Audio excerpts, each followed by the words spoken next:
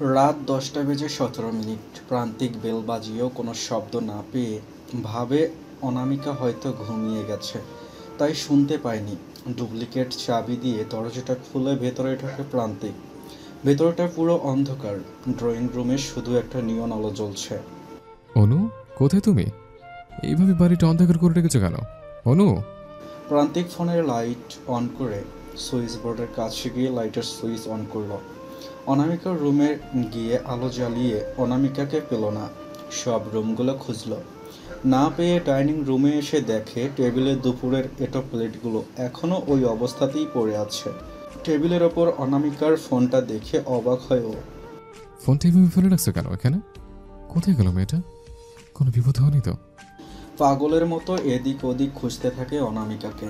অ্যাপার্টমেন্টের ছাদ থেকে শুরু করে পার্কিং জোন কোথাও খুঁজে না পেয়ে বিধ্বস্ত হয়ে ফ্ল্যাটে ফেরে প্রান্তিক। হঠাৎ কিচেনে বাসনের শব্দ শুনে কিচেনে গিয়ে একটা লম্বা শ্বাস নেয় প্রান্তিক। পিছন থেকে গিয়ে অনামিকাকে জড়িয়ে ধরে ওর ঘাড়ে মুখ গুজে দেয় প্রান্তিক। অনামিকা নিজের কাজ থামিয়ে দাঁড়িয়ে থাকে। কি হয়েছে আপনার? ফোঁপানোর শব্দ পেয়ে আরও অবাক হয় অনামিকা। প্রান্তিককে ছাড়িয়ে সামনে ঘুরে প্রান্তিকের মুখটা তুলে ধরে উত্তেজিত কণ্ঠে অনামিকা বলল। আপনি কাঁদছেন কেন প্রান্তিক? কি হয়েছে আপনার? আমায় বলুন না প্লিজ। প্রান্তিক হাত দিয়ে চোখ মুছে নাক টানল। কোথায় ছিল তুমি? আমি কোথায় কোথায় তোমাকে খুঁজেছি জানো? আমার এক মুহূর্তের জন্য মনে হয়েছিল। প্রান্তিকের কথা শেষ হওয়ার আগেই অনামিকা বলে উঠল। আপনার মনে হয়েছিল আপনাকে বোকা বানিয়ে আমি পালিয়ে গেছি, তাই তো? না, আমার মনে হয়েছিল আমি হয়তো আবার তোমাকে হারিয়ে ফেলেছি। তুমি ছাড়া আমি নিঃস্ব অনু। এই কদিনে তুমি আমার অভ্যাসটা খারাপ করে দিয়েছো। অনামিকা আবার নিজের কাজ করতে করতে দায়সারা ভাবে বলল। এটা আপনার প্রবলেম। আপনার বিশ্বাসটা বড্ড নড়বড়ে মিস্টার প্রান্তিক। প্রান্তিক অবাক হলো অনামিকার কথায়। অনুর কথার মানেটা বুঝতে পারল না প্রান্তিক। মানেটা একটু বুঝিয়ে বলবে বউ? অনামিকা প্লেটগুলো ধুয়ে নির্দিষ্ট জায়গায় রাখল। তারপর ডেস্ক থেকে আটার মোয়াম নামিয়ে পরিমাণ মতো আটা নিল একটি পাত্রে। আপনি বেরোনোর আগে আমাকে কি বলে গিয়েছিলেন মনে আছে?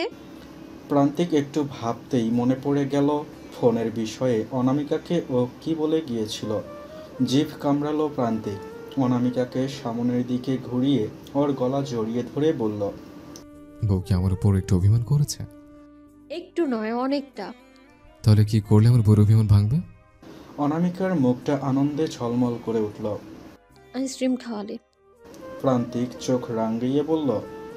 কালকে জ্বরে কাতরাচ্ছিলে, আর আজ আইসক্রিম খাবে? নেভার। অনামিকার রাগে প্রান্তিকের হাত দুটো সরিয়ে আবার নিজের কাজে মন দিল।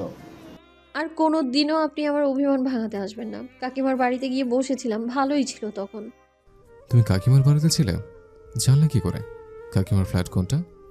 আপনি যান তো এখান থেকে, আমার কাজ করতে দিন আমায়।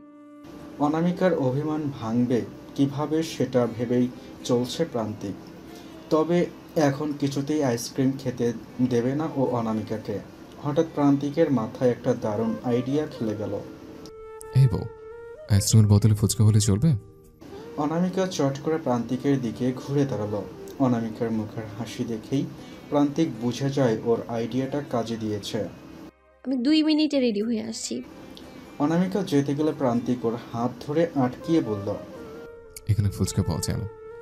অনামিকা প্রান্তিকের হাতটা ছাড়িয়ে নেয় নিজের থেকে। অভিমানী কণ্ঠে বলল। যে জিনিস দিতে পারবেন না তাহলে বলেন কেন? কি বলেছে দিতে পারবো না? আমি তো নিজে আমার বোর জন্য ফুচকা বানাবো, একেবারে হোমমেড অ্যান্ড হাইজেনিক। অনামিকা বড় বড় চোখ করে তাকায় প্রান্তিকের দিকে। আপনি পারেন ফুচকা বানাতে? আগে পারতাম না, কিন্তু বউয়ের পছন্দের কথা ভেবে বছরখানেক হলো শিখে নিয়েছে। আমি রাতে খাবারটা বানিয়ে নিই, তারপর আপনি করবেন। তুমি তো আটা মাখছো, ওটা আমাকে দাও। আর রাতের খাবার বানাতে হবে না। দুপুরে তো 3 প্যাকেট বিরিয়ানি আনিয়েছিলাম, এক প্যাকেট তো এখন ফ্রিজে আছে, ওটা শেয়ার করে খেয়ে নেব। একটা সপ্তাহ কেটে যায়। এই এক সপ্তাহে প্রান্তিক অনামিকার ভালোবাসায় একটু একটু করে বেড়েই চলেছে। প্রান্তিকের এত যত্ন ভালোবাসা পেয়ে অনামিকা যেন আরও বেশি ভালোবেসে ফেলেছে প্রান্তিককে। রাত 12টা বেজে গেছে, তবুও প্রান্তিক এখনও বাড়ি ফেরেনি। অনামিকা ড্রয়িং রুমে বসে আছে দরজার দিকে তাকিয়ে। খুব চিন্তা হচ্ছে ওর প্রান্তিকের জন্য। হঠাৎ প্রান্তিককে দরজা খুলতে দেখে ছুটে গিয়ে বলল, কোথায় ছিলেন আপনি? বাড়িতে যে একটা মানুষ চিন্তায় চিন্তায় মরে যাচ্ছে, ফোন করে জানানোরও প্রয়োজন বোধ করলেন না? প্রান্তিক ভেতরে ঢুকে দরজাটা ভিতর থেকে বন্ধ করে দেয়। ওর হাতে থাকা প্যাকেটটা অনামিকার হাতে দেয়। এখন কি ভেবেছেন এইগুলো দিলে আমি আপনাকে আর কিছুই বলবো না? খুলে দেখো। অনামিকা প্যাকেটটা খুলে দেখলো একটা লাল রঙের বেনারসি, সাথে কিছু সোনার গহনার বক্স আর একটা গাছ কৌটো পায়। এগুলো কি? কি হবে লাল বেনারসি আর গয়না দিয়ে? আজ আমরা বিয়ে করবো না, বাঙালি রীতিনীতি মেনে। অনামিকা প্রান্তিকের গায়ে হাত দিয়ে কিছু একটা বোঝার চেষ্টা করলো, তারপর বিস্ময় ভরা কণ্ঠে বলল, শরীর ঠিক আছে তো আপনার? রাত 12:30টার সময় কি ভূত চাপলো আপনার মাথায়? প্রান্তিক অনামিকাকে নিজের কাছে টেনে এনে জড়িয়ে ধরে বলল, অনেক কষ্ট করে খুঁজে খুঁজে একজন বাঙালি পুরোহিত পেয়েছে বউ। উনি বাইরে দাঁড়িয়ে আছেন। একটা কুড়িতে আজ বিয়ের লগ্ন আছে, আমরা ওই লগ্নেই বিয়ে করব। অনামিকা বড় বড় চোখ করে তাকালো প্রান্তিকের দিকে। সত্যি বলছেন? বউ সত্যি বলছে। তুমি রেডি হতে শুরু করো, আমি ততক্ষণ পুরোহিত মশাইকে আমার 22 তলার ফ্ল্যাটে রেখে আসি। এসে তোমাকে কোণে সাজিয়ে দেবো। বেনারসি শাড়িটা প্রায় পরেই ফেলেছে অনামিকা, শুধু কুচিটা একা একা সামলাতে পারছে না ও। কিছুতেই ভাজে ভাজে কুচি পড়ছে না, তাই বিরক্ত হয়ে কুচিটা হাত থেকে ছেড়ে দেয়। ফলে শাড়িটা মাটিতে ছড়িয়ে পড়ে। প্রান্তিক রুমে ঢুকে অনামিকাকে এই অবস্থায় দেখে সঙ্গে সঙ্গে পিছন ঘুরে পড়ে, বলল, এইভাবে কেন দাঁড়িয়ে আছো? সব খুলে। অনামিকা করুণ মুখ করে বলল, এত ভারী শাড়ি পরার অভ্যেস নেই, তাই একা একা কুচি ধরতে পারি না। আমি কি কোনোভাবে হেল্প করতে পারি? অনামিকা একবার নিজের দিকে তাকালো, তারপর আমতা আমতা করে বলল, কিন্তু চোখ বন্ধ রাখবেন আপনি। চোখ বন্ধ করে কিভাবে কুচি ধরবো? আমি জানি না, আপনাকে চোখ বন্ধ রাখতেই হবে। প্রান্তিক অনামিকার দিকে ঘুরে তাকালো, তারপর গুটি গুটি পায়ে এগিয়ে এলো ওর কাছে। বউটা যখন আমার, তখন বউয়ের সব কিছু আমার, তাই নিজের জিনিস দেখার সম্পূর্ণ অধিকার আছে আমার। অনামিকার গাল দুটো লজ্জায় লাল হয়ে গেল। মাথা নিচু করে গোপনে হাসলো অনামিকা। প্রান্তিক অনামিকার লুটিয়ে পড়া শাড়িটা হাতে তুলে সুন্দরভাবে ভাঁজ করে বলল, ধরো। কুচির ওপরের প্রান্তটুকু অনামিকার হাতে ধরিয়ে হাঁটু মুড়ে বসলো প্রান্তিক, তারপর নিচের অংশটুকু সমান করে উঠে দাঁড়ালো। এতটা যখন করলাম তখন গুজিয়ে দিই। না। প্রান্তিক শব্দ করে হেসে উঠল। মূলত অনামিকাকে রাগানোর জন্য কথাটি বলেছিল প্রান্তিক। অনামিকা প্রান্তিকের ষড়যন্ত্র বুঝতে পেরে নিজেই কুচিটা কোমরে গুজে নিল। ম্যাডাম, আঁচলটা ধরে দেবো নাকি? কথাটা বলেই চোখ মারল প্রান্তিক। অনামিকা বিছানা থেকে একটা বালিশ নিয়ে ছুঁড়ে প্রান্তিকের দিকে। এবার জানতো আপনি? প্রান্তিক বালিশটা ধরে বলল, হ্যাঁ হ্যাঁ, প্রয়োজন ফুরলে তো মানুষ এইভাবে ছুঁড়ে ফেলে দেবে। যাবেন আপনি? প্রান্তিক রুম থেকে বেরিয়ে গেল। অনামিকা আয়না দেখে দেখে আঁচলটা ভাঁজ করলো, তারপর একটা সেফটি পিন দিয়ে আটকে দিল শাড়ির আঁচলটা। প্রান্তিক, এবার ভেতরে আসুন। প্রান্তিক মিনিট পাঁচেকের মধ্যে অনামিকার রুমে এলো। এত দেরি হলো কেন? প্রান্তিক লাল রঙের পাঞ্জাবি পরে অনামিকার সামনে দাঁড়ায়। বউ তো রেডি হয়ে গেছে, বরকে একটু সাজবে না নাকি? কেমন লাগছে বউ আমাকে? অনামিকা প্রান্তিককে আপাত মস্তক দেখল। এই প্রথম শার্ট প্যান্ট ছেড়ে পাঞ্জাবি পরেছে ও। এত দিনে আপনাকে বর্বর মনে হচ্ছে। হোয়াট বর? অনামিকা হু হু করে হেসে উঠে বলল, বর্বর নয়, বর এন্ড বর। এবার আসুন তো, আমায় গয়নাগুলো পরিয়ে দিন। অনামিকা আয়নার সামনে রাখা টুলটায় বসল। প্রান্তিক একে একে সব গহনা পরিয়ে দিল অনামিকাকে। শাখা পলা নোয়া সব একে একে পরিয়ে দিল। অনামিকা নিজের হাত দুটো দেখল। কত স্বপ্ন ছিল আমার ধুমধাম করে বিয়ে করার, কিন্তু দেখুন কিভাবে বিয়ে করতে হচ্ছে। প্রান্তিক অনামিকার দুই কাঁধে হাত রেখে বলল, আমার বউয়ের স্বপ্ন আমি পূরণ করবো না তা কখনো হয় নাকি? প্রয়োজন হলে 10 বার বিয়ে করব, যতক্ষণে তোমার স্বপ্ন পূরণ হচ্ছে ততবার বিয়ে করেই যাব। আপনি সত্যিই পাগল। 3-4 বছর পর আমাদের ছেলেপুলে হয়ে গেলেও কি বিয়ে করবেন নাকি? হতাশ সুরে টেনে টেনে বলল প্রান্তিক।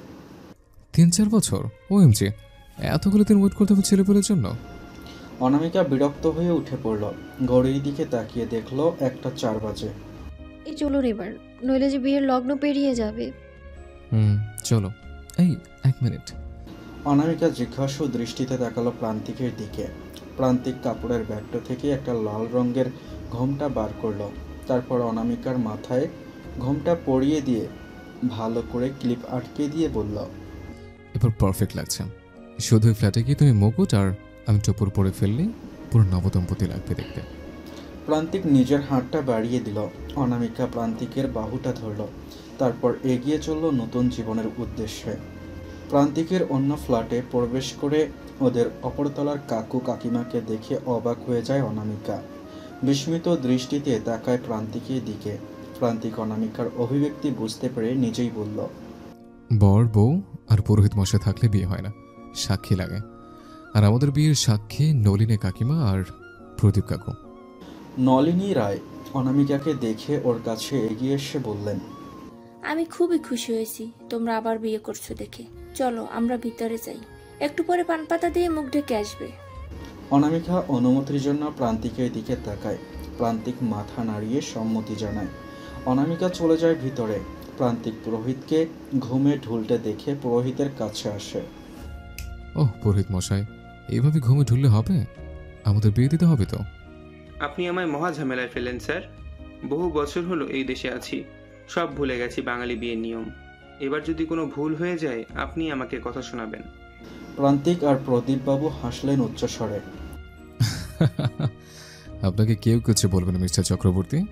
আপনি শুধু ওই বইটা দেখে মন্ত্রটা ঠিকঠাক মতো পড়বেন। অস্ট্রেলিয়ায় এসেও যে এভাবে পৌরোহিত্য করতে হবে এটা ভাবিনি। নিন নিন, এবার শুরু করুন। বিয়ে লগ্ন না হলে বেরিয়ে যাবে তো। সম্প্রদান কি করবেন প্রদীপবাবু আপনি? প্রদীপ কাকু পুরোহিতের পাশে বসে বললেন, হ্যাঁ, আমি সম্প্রদান করব। অনামিকার বাবার দায়িত্বটা না হয় আমি পালন করব এখন। তাহলে আসুন প্রান্তিকবাবু, বসে পড়ুন বিয়েতে। প্রান্তিক ধুটি সামলে বসল প্রদীপবাবু আর পুরোহিতের মাঝে। একে একে সব বিয়ের নিয়ম শেষ হলো। এবার পাত্রীকে নিয়ে আনুন। প্রদীপবাবু নলিনী দেবীর উদ্দেশ্যে বলেন অনামিকাকে আনার জন্য। অনামিকা পান পাতা দিয়ে মুখ ঢেকে প্রান্তিকের সামনে এসে দাঁড়ায়। মা, তুমি এবার তোমার বরের চারপাশে 7 বার ঘুরবে, মুখটা পান পাতা দিয়ে ডেকে রেখে। প্রান্তিক শব্দ করে হাসল। অনামিকা পান পাতার ভেতর দিয়ে ভ্রু কুঁচকে তাকালো। প্রান্তিক পুরোহিতের উদ্দেশ্যে বলল, আমি তো আমার বউয়ের মুখ আগে দেখে ফেলেছি, তাই 7 বার না ঘুরে শুধু সুদৃষ্টিটা হলেই তো হয়। পুরোহিত হো হো করে হেসে উঠে বললেন, এটাই নিয়ম, যা বলছি তাই করুন। একে একে প্রত্যেকটা নিয়ম পালন করলো অনামিকা আর প্রান্তিক। 7 পাকে বাধা পড়ল। প্রতি মুহূর্তে প্রান্তিক অনামিকাকে লেগ পুল করে গেছে। এবার আসে সেই শুভক্ষণ যার জন্য প্রান্তিক আর অনামিকা অপেক্ষা করে আছে। এবার সিঁদুর দান হবে। এই নিন, সিঁদুরটা পরিয়ে দিন কনের সিঁথিতে। প্রান্তিক পুরোহিতের কাছ থেকে সিঁদুর লাগানোর পাত্রটা নেয়। অনামিকা প্রান্তিকের কানের কাছে নিম্ন স্বরে বলে, সিঁদুর যদি নাকে না পড়ে তাহলে আমার একদিন কি আপনার একদিন। অনামিকার হুমকি শুনে প্রান্তিক একটা শুকনো ঢোক গিলল। তারপর ভালো করে বুঝে নিল কিভাবে সিঁদুর পরালে সেটা অনামিকার নাকে গিয়ে পড়বে। তারপর প্রান্তিক পুরোহিত মশাইয়ের উদ্দেশ্যে বলল, পুরোহিত মশাই, একটু বেশি করে সিঁদুর দিন। নাকি সিঁদুর না পড়লে বউ আবার আমাকে আস্ত রাখবে না। এক কৌটো সিঁদুরের পুরোটাই ঢেলে দিল পুরোহিত প্রান্তিকের কৌঠায়। তারপর প্রান্তিক ধীরে ধীরে সেই সিঁদুরটা তুলে দিল অনামিকার সিঁথিতে। তৎক্ষণাৎ অনামিকা নাকে হাত দিয়ে দেখলো সিঁদুর পড়েছে কিনা। প্রান্তিক অনামিকাকে আস্তে করেই বলল, নাকি সিঁদুর না পড়লেও তোমার বর তোমাকে অনেক বেশি ভালোবাসবে বউ। অনামিকার চোখ বুঝল, মুচকি হেসে আবার প্রান্তিকের দিকে তাকালো। নলিনী কাকিমা ক্যামেরা বন্দি করলেন সেই মুহূর্তটা। বিয়ের শেষ হতে প্রান্তিক আর অনামিকা উঠে দাঁড়ালো। প্রান্তিক বলে উঠল, থ্যাংক ইউ মিস্টার চক্রবর্তী, আমার এক কথায় রাজি হয়ে যাওয়ার জন্য অনেক অনেক ধন্যবাদ আপনাকে। আমার লোকেরা আপনাকে গাড়ি করে বাড়ি পৌঁছে দিয়ে আসবে। প্রান্তিক কিছু টাকা এনে পুরোহিত মশাইয়ের হাতে তুলে দিতে চাইলে পুরোহিত সেটা নেয় না। এটা আমার পেশা নয়, তবে এই আধুনিক যুগেও কেউ যে নিজের দেশের সংস্কৃতিকে মনে রেখেছে, তাও আবার বিদেশের মাটিতে, সেটা দেখে ভালো লাগলো। আপনাদের বিবাহিত জীবন সুখের হোক। ভগবানের দয়ায় আমার অনেক আছে, এই টাকা আমি নিতে পারবো না। পুরোহিত মশাই রাতের খাওয়া দাওয়া করেই চলে গেলেন। ওনার পিছু পিছু প্রদীপ কাকু আর নলিনী কাকিমাও চলে গেলেন নিজের ফ্ল্যাটে। প্রান্তিক ফ্ল্যাটটা বন্ধ করে দিয়ে এসে অনামিকাকে পেছন থেকে জড়িয়ে ধরল, তারপর বলল, তাহলে ম্যাডাম, আপনার ইচ্ছে কিন্তু আমি পূরণ করে দিলাম, এবার আমার ইচ্ছে তুমি পূরণ করো। অনামিকা প্রান্তিককে ছাড়িয়ে ওর দিকে ঘুরে দাঁড়িয়ে বলল। বলুন কি ইচ্ছে আপনার? প্রান্তিক অনামিকাকে আর কথা বলার সুযোগ দিল না, কোলে তুলে নিল। তারপর এগিয়ে চলল একটা রুমের দিকে। রুমের মধ্যে ঢুকেই অনামিকা অবাক হলো। পুরো রুম ফুল আর ক্যান্ডেল দিয়ে ফুল সজ্জার রুম সাজানো। অবাক দৃষ্টিতে তাকালো ও প্রান্তিকের এদিকে। এসব কখন করলেন? প্রান্তিক সোজা অনামিকাকে নিয়ে ব্যালকনিতে গিয়ে ওকে কোল থেকে নামিয়ে বলল, পাক্কা 3 ঘন্টা ধরে হিসাব করেছে। তার মানে আপনি এই জন্যই এত দেরি করে ফিরেছিলেন? প্রান্তিক হাসলো, কোনো উত্তর দিল না। অনামিকাও শব্দ করে হেসে বলল। আপনি সত্যি অন্যরকম। প্রান্তিক হঠাৎ করেই অনামিকার কোমল ঘাড়ে মুখ ডোবালো। অনামিকা অমূল পরিমাণে কেঁপে উঠল। শরীরের মধ্যে একটা শীতল স্রোত বয়ে গেল। প্রান্তিক অনামিকার ঘাড়ে নাক ঘষতে ঘষতে জর্ণ কণ্ঠে বলল, I want something from you বউ। অনামিকা প্রান্তিকের চুলগুলো খামছে ধরল। কোনো কথা বলার অবস্থাতে নেই ও। একটা অন্যরকম অনুভূতি হচ্ছে ওর। জীবনে প্রথমবার ওর মনে হচ্ছে ওর শরীর যেন শূন্যে ভাসছে। অনামিকার থেকে কোনো উত্তর না পেয়ে প্রান্তিক অনামিকার ঘাড়ে আলতো করে কামড় বসালো। I need you, Onu. I desperately need you, right? But I want your permission. অনামিকার ঘাড় থেকে মুখ সরিয়ে নেশা জড়ানো চোখে তাকালো প্রান্তিক অনামিকার দিকে। অনামিকা চোখ বন্ধ করে আছে দেখে প্রান্তিক বলল, বউ। অনামিকার চোখের পলক না খুলে প্রান্তিককে শক্ত করে জড়িয়ে ধরল। দুজনের মধ্যে বায়ু চলাচল নিষিদ্ধ হয়। নিজের প্রশ্নের উত্তর পেয়ে যায় প্রান্তিক। তাও মৃদু হেসে অনামিকাকে জিজ্ঞেস করল, ম্যাডাম কি পারমিশন গ্র্যান্ট করলেন? অনামিকা প্রান্তিকের শার্টটা খামছে ধরে।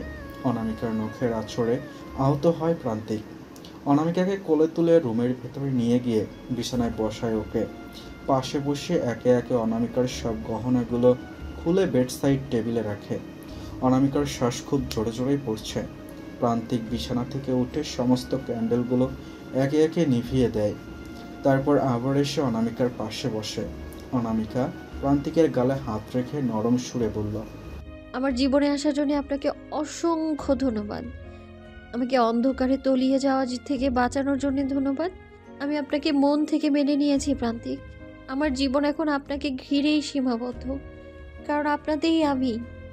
প্রান্তিক হেসে বলল, ছোটবেলায় বড় বউ খেলতে খেলতে আমার নিজেরে বড় বউ হয়ে গেলাম।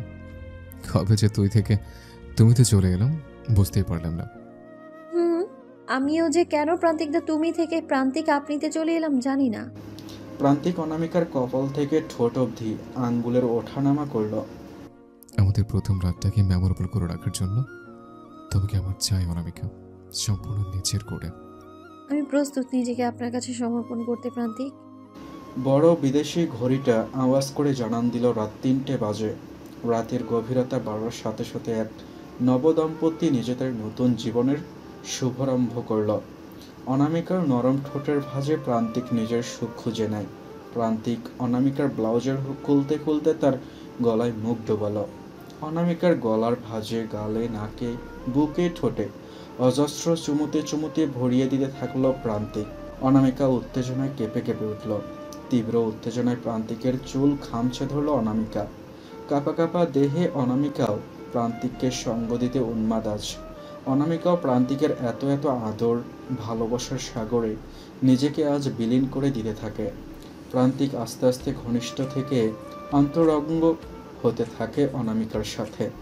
কিছুক্ষণ পর মৃদু শীতকার উষ্ণ গঙ্গানির আওয়াজ প্রতিধ্বনিত হতে থাকে রুম জুড়ে। নিজেদের প্রথম রাতটা স্মরণীয় করে রাখার জন্য ভেসে গেল প্রেমের জোয়ারে। ভালোবাসার অথই সাগরে তলিয়ে গেল দুজন। ভালোবাসার বৃষ্টিতে সিক্ত হলো দুটো শরীর, দেহ, মন, আত্মা। জানালা দিয়ে সূর্যের আলো প্রবেশ করতেই ঘুম ভেঙে গেল প্রান্তিকের। নিজের বক্ষ পিঞ্জরে আবিষ্কার করলো তার প্রেয়সীকে। মুচকি হেসে অনামিকার কপালে স্নেহ চুম্বন এঁকে দিল প্রান্তিক। গোঠা মুখে সিঁদুরে লেপ্টে আছে অনামিকার।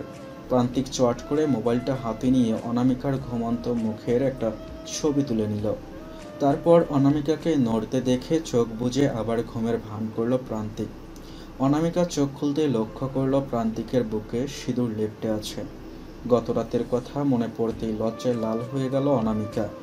এই অবস্থায় প্রান্তিকের সামনে কিছুতেই থাকতে পারবে না ও, তাই কম্বলটা গায়ে জড়িয়ে নিয়ে কাল রাতের পরা বেনারসি আর ব্লাউজটা মেঝে থেকে তুলে নিয়ে ছুটল ওয়াশরুমের দিকে।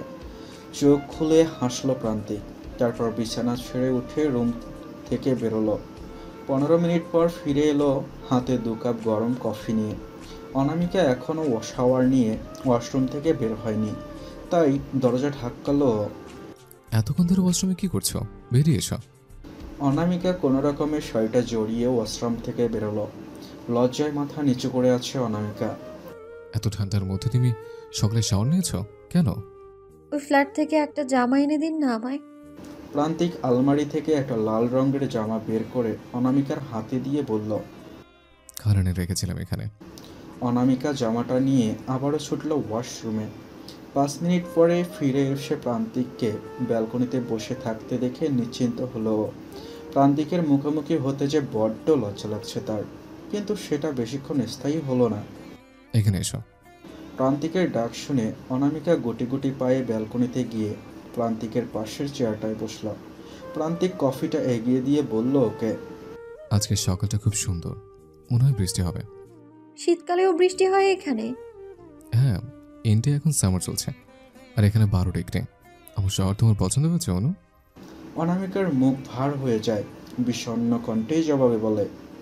সারাক্ষণ যদি একটা ঘরের মধ্যেই বন্দি থাকলাম তাহলে আপনার শহর সম্পর্কে জানবো কি করে আমি? ইন্ডিয়া থেকে ফিরে এসে আমরা শোতে ঘুরে বেড়াবো। অনামিকা কিছু বলে না। প্রান্তিক অনামিকাকে লজ্জা দেওয়ার জন্য অনামিকার কানের কাছে মুখ নিয়ে গিয়ে বলল। কাল রাতটা কেমন কাটলো বউ? অনামিকার কানের পাশটা গরম হয়ে ওঠে, মুখে লজ্জার লাল আভাস ছড়িয়ে পড়ল। আপনি খুব অসভ্য। And your so. কথাটা শেষ হওয়ার আগেই অনামিকা প্রান্তিকের মুখে কফির কাপটা ঢুকিয়ে দেয়। তারপর ওখান থেকে উঠে রুমে চলে আসে। প্রান্তিক নিজের মুখ থেকে কাপটা সরিয়ে অনামিকার দিকে তাকিয়ে হেসে বলল। আমার লজ্জাবতী। প্রান্তিক হন্তদন্ত হয়ে ফ্ল্যাটে ঢোকে। অনামিকা প্রান্তিককে এমনভাবে হন্তদন্ত করে দেখে অবাক হয়। কাল ওদের বিয়ের 6 মাস পূর্ণ হলো। সেই উপলক্ষে দুইজন মিলে ঘুরতে বেরিয়েছিল। তারপর অনামিকাকে ফ্ল্যাটে রেখে কোথাও একটা চলে গিয়েছিল প্রান্তিক, আর এখন এভাবে বাড়ি ফেরে। অনামিকা প্রান্তিককে হাঁপাতে দেখে 1 গ্লাস জল ঢেলে দিয়ে বলল। কি হয়েছে? তুমি এরকম কেন করছো? প্রান্তিক জলের গ্লাসটা টেবিলে রেখে নিজের রুমে যায়। ট্রলি ব্যাগটা আলমারির মাথা থেকে নামিয়ে বিছানায় রেখে বলল। লাগেজ গুছাও, আমাদের ইন্ডিয়া ফিরতে হবে। 3 ঘন্টা পর ফ্লাইট। অনামিকা বিস্ময়ের সহিত তাকায় প্রান্তিকের দিকে। তার মাথায় কিছুই ঢুকছে না। কি হয়েছে প্রান্তিক? কোনো সমস্যা? এবার তাড়াহুড়ো করে ইন্ডিয়া যেতে হবে কেন আমাদের? ওরা আমাদের প্ল্যান জেনে গেছে। তোমার খোঁজ করতে করতে ওরা এখানে অব্দি চলে এসছে। তোমার দাদুর প্রাণ সংশয় আছে। আঁতকে উঠল অনামিকা। এবার পুরো বিষয়টা পরিষ্কার হলো ওর কাছে। তার পরিবার বিপদে আছে।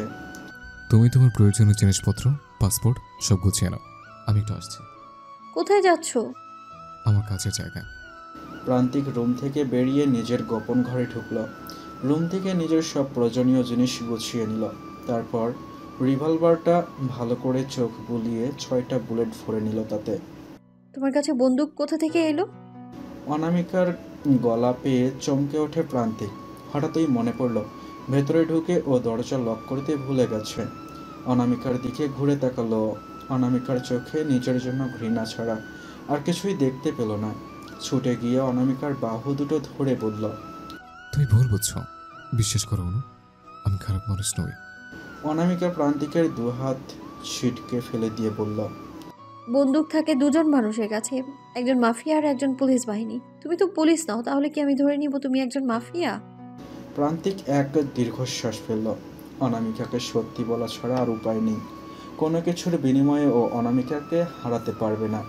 পিছিয়ে গিয়ে একটা ড্রয়ার থেকে আইডেন্টি কার্ড বের করে এনে অনামিকার হাতে দিল।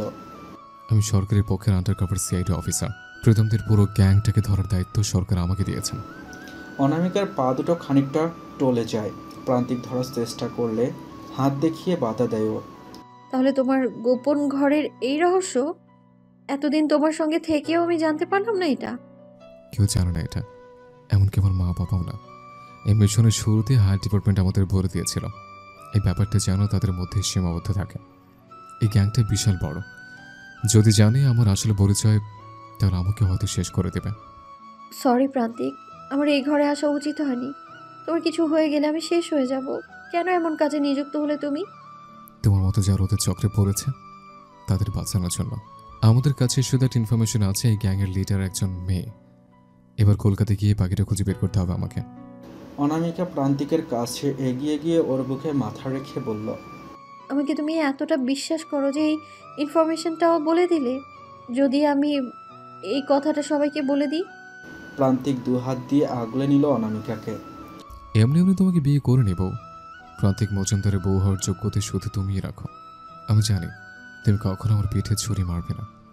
অনামিকা মাথা তুলে প্রান্তিকের মুখের দিকে তাকিয়ে বলল। একটু নিচু হও। প্রান্তিক ভ্রু কুঁচকে হাঁটু মুড়ে খানিকটা নিচু হলো। অনামিকা বিদ্যুৎ গতিতে প্রান্তিকের দুই গালে দুটো শব্দ করে চুমু খেল। প্রান্তিক তার লজ্জাবতী বউয়ের এমন কাণ্ড দেখে খুব অবাক হয়ে বলল, তুমি আমার সেই লজ্জাবতী বউই তো। অনামিকা বেজার মুখ করে প্রান্তিকের বুকে দুটো খুশি মারল। আমাকে এতটা বিশ্বাস করার জন্যে একটা গিফট, আর দ্বিতীয়টা তোমার বোনাস। প্রান্তিক অনামিকার কোমর ধরে ওকে আরও কাছে নিয়ে এসে বলল, কপালে ঠোঁটটা বাকি থাকে কেন? আর দুটো এক্সট্রা বোনাস দিয়ে দাও। অনামিকা প্রান্তিককে ধাক্কা দিয়ে নিজের থেকে দূরে সরিয়ে বলল, মিস্টার পতি দেবতা, এত লোভ করে তো হবে না। যখন যতটা পাবেন সেটা নিয়েই যে খুশি থাকতে হবে আপনাকে। এবার চলো, নইলে যে ফ্লাইট মিস করবে তো। তুমি যাও, আমি 2 মিনিট আসছি। অনামিকা প্রান্তিকের কথা শুনল, দরজার দিকে এগিয়ে গিয়েও আবার ফিরে এসে বলল, বরবাবু, I am so proud of you. মাত্র ঘন্টাখানেক হয়েছে অনামিকা আর প্রান্তিক কলকাতায় এসেছে। কলকাতায় এসে ওরা প্রান্তিকের সেই পুরনো বাড়িতেই উঠেছে। একেবারে নববধূর মতো আলতা পায়ে বাড়িতে প্রবেশ করেছে অনামিকা। সেই চেনা বাড়ি যেখানে ওকে জোর করে তুলে আনা হয়েছিল, সেখানে আজও নিজের ইচ্ছায় একেবারে পরিপাটি আয়োজন করে প্রবেশ করেছে। প্রান্তিক নিজেই সব ব্যবস্থা করেছিল অনামিকাকে খানিকক্ষণ বাইরে দাঁড় করিয়ে রেখে। প্রান্তিকের বেডরুমে বসে আছে এখন ওরা দুজন। তোমাকে একদিন বলেছিলাম তুমি নিচে আমার কাছে থাকতে চাইবে, আজ কিন্তু সেটাই হচ্ছে বউ। অনামিকা জানালার সামনে দাঁড়িয়ে রাত্রির পরিবেশ দেখতে দেখতে বলল, কম অত্যাচার করেছো? আমার নরম গাল দুটো তোমার ওই শক্ত হাত দিয়ে একদম চ্যাপ্টা করে দিয়েছো। প্রান্তিক অনামিকাকে পেছন থেকে জড়িয়ে ধরে ওর ডান গালে একটা চুম্বন এঁকে দিয়ে বলল, শুধু আসলে এইভাবে বসিয়ে দেব, কদিনে দেখবে ওই চ্যাপটা গাল দুটো পুরো রাউন্ড হয়ে গেছে আর গালও হয়ে গেছে। অনামিকা সত্যি সত্যি এবার লজ্জায় লাল হয়ে গেল। মুখ থেকে শুধু বেরিয়ে এলো, ইস। প্রান্তিক হাসল। অনামিকাকে নিজের দিকে ঘুরিয়ে ওর কপালে একটা স্নেহ চুম্বন আঁকল। পকেট থেকে একটা রিমোট বার করে অনামিকার হাতে দিয়ে বলল, আমাকে বেরোতে হবে, ভয় পাওয়ার কিছু নেই। বাইরে সিকিউরিটি গার্ডটা আছে, যদি কোনো বিপদের আজ পাও তাহলে এই লাল বোতামটা 3 বার টিপবে। অনামিকা খানিকটা চিন্তিত হলো। কলকাতা শহর এখন ওদের দুজনের কারোর জন্যই সেফ নয়। কখন ফিরবে তুমি? ফিরতে রাত হবে। আমি অনলাইনে খাবার অর্ডার করে দিয়েছি, খাবারগুলো দিয়ে যাবে ঘন্টাখানেকের মধ্যে। তাড়াতাড়ি ফিরে আসবে কিন্তু। আর শোনো না, আমার কিছু জিনিস লাগবে। প্রান্তিক হাসল, কারণ অনামিকার থেকে ও বেশি জানে অনামিকাকে। আমার এদিকে খেয়াল আছে ম্যাডাম, লাগছে সব আছে। তোমার A to Z আমার নখদর্পণে। অনামিকা মুগ্ধ হলো। সত্যি ভাগ্য করে ও পেয়েছে প্রান্তিককে। এতটা ভালো কেন বাসো আমায়? প্রান্তিক হেসে উত্তর দিল, I don't know, but but প্রান্তিকের একটু ঝুঁকে অনামিকার কানের কাছে নিজের মুখটা এগিয়ে নিয়ে ফিসফিসিয়ে জবাব দিল, বাট তোমার কোমরের ওই কালো তিলটা আমার বেশ আকৃষ্ট করে, ভীষণ অ্যাট্রাকটিভ ওটা। লজ্জায় চোখ বুজিয়ে মুচকি হাসলো অনামিকা। তুমি না দিন দিন অসভ্য হয়ে যাচ্ছ। প্রান্তিক সোজা হয়ে দাঁড়িয়ে শার্টের কলার ঠিক করতে করতেই বলল, নিজের বউর কাছে অসভ্য হবো না তো কার কাছে হবো? তুমি আমার, তোমার সব কিছুই আমার। আর তোমার এই কোমরের তেলটার অধিকার শুধু আমারই। আর নিজের জিনিস নিয়ে প্রশংসা করাই যায়। প্রান্তিক আর ওর সাথে আরও 3 জন বসে আছে একটা অন্ধকার গোডাউনের মধ্যে।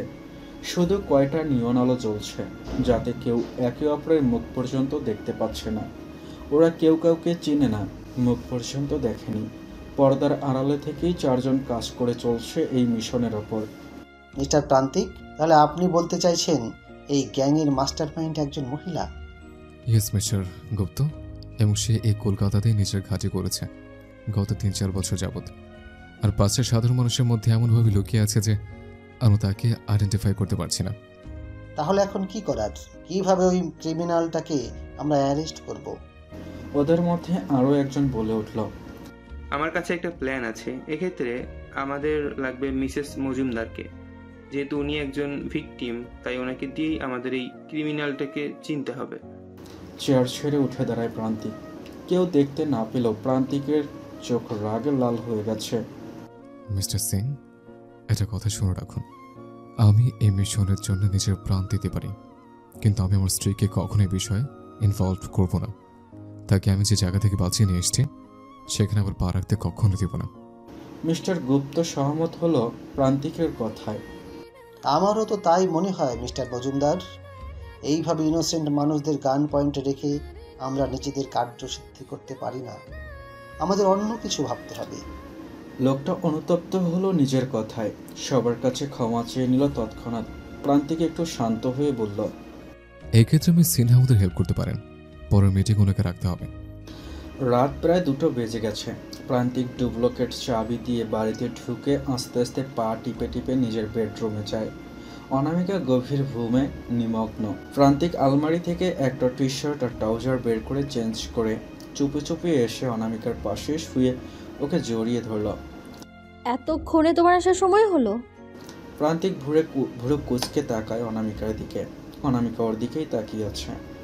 তুমি ঘুমাওনি? এতক্ষণ ঘুমে নাটক করছিলে তাহলে? অনামিকা প্রান্তিকের দিকে ঘুরে ওকে জড়িয়ে ধরে, ওর বুকে মাথা রাখলো। তোমাকে নিয়ে আমার চিন্তা হয়। যতক্ষণ তুমি বাড়ির বাইরে থাকো আমি আতঙ্কে থাকি সব সময়।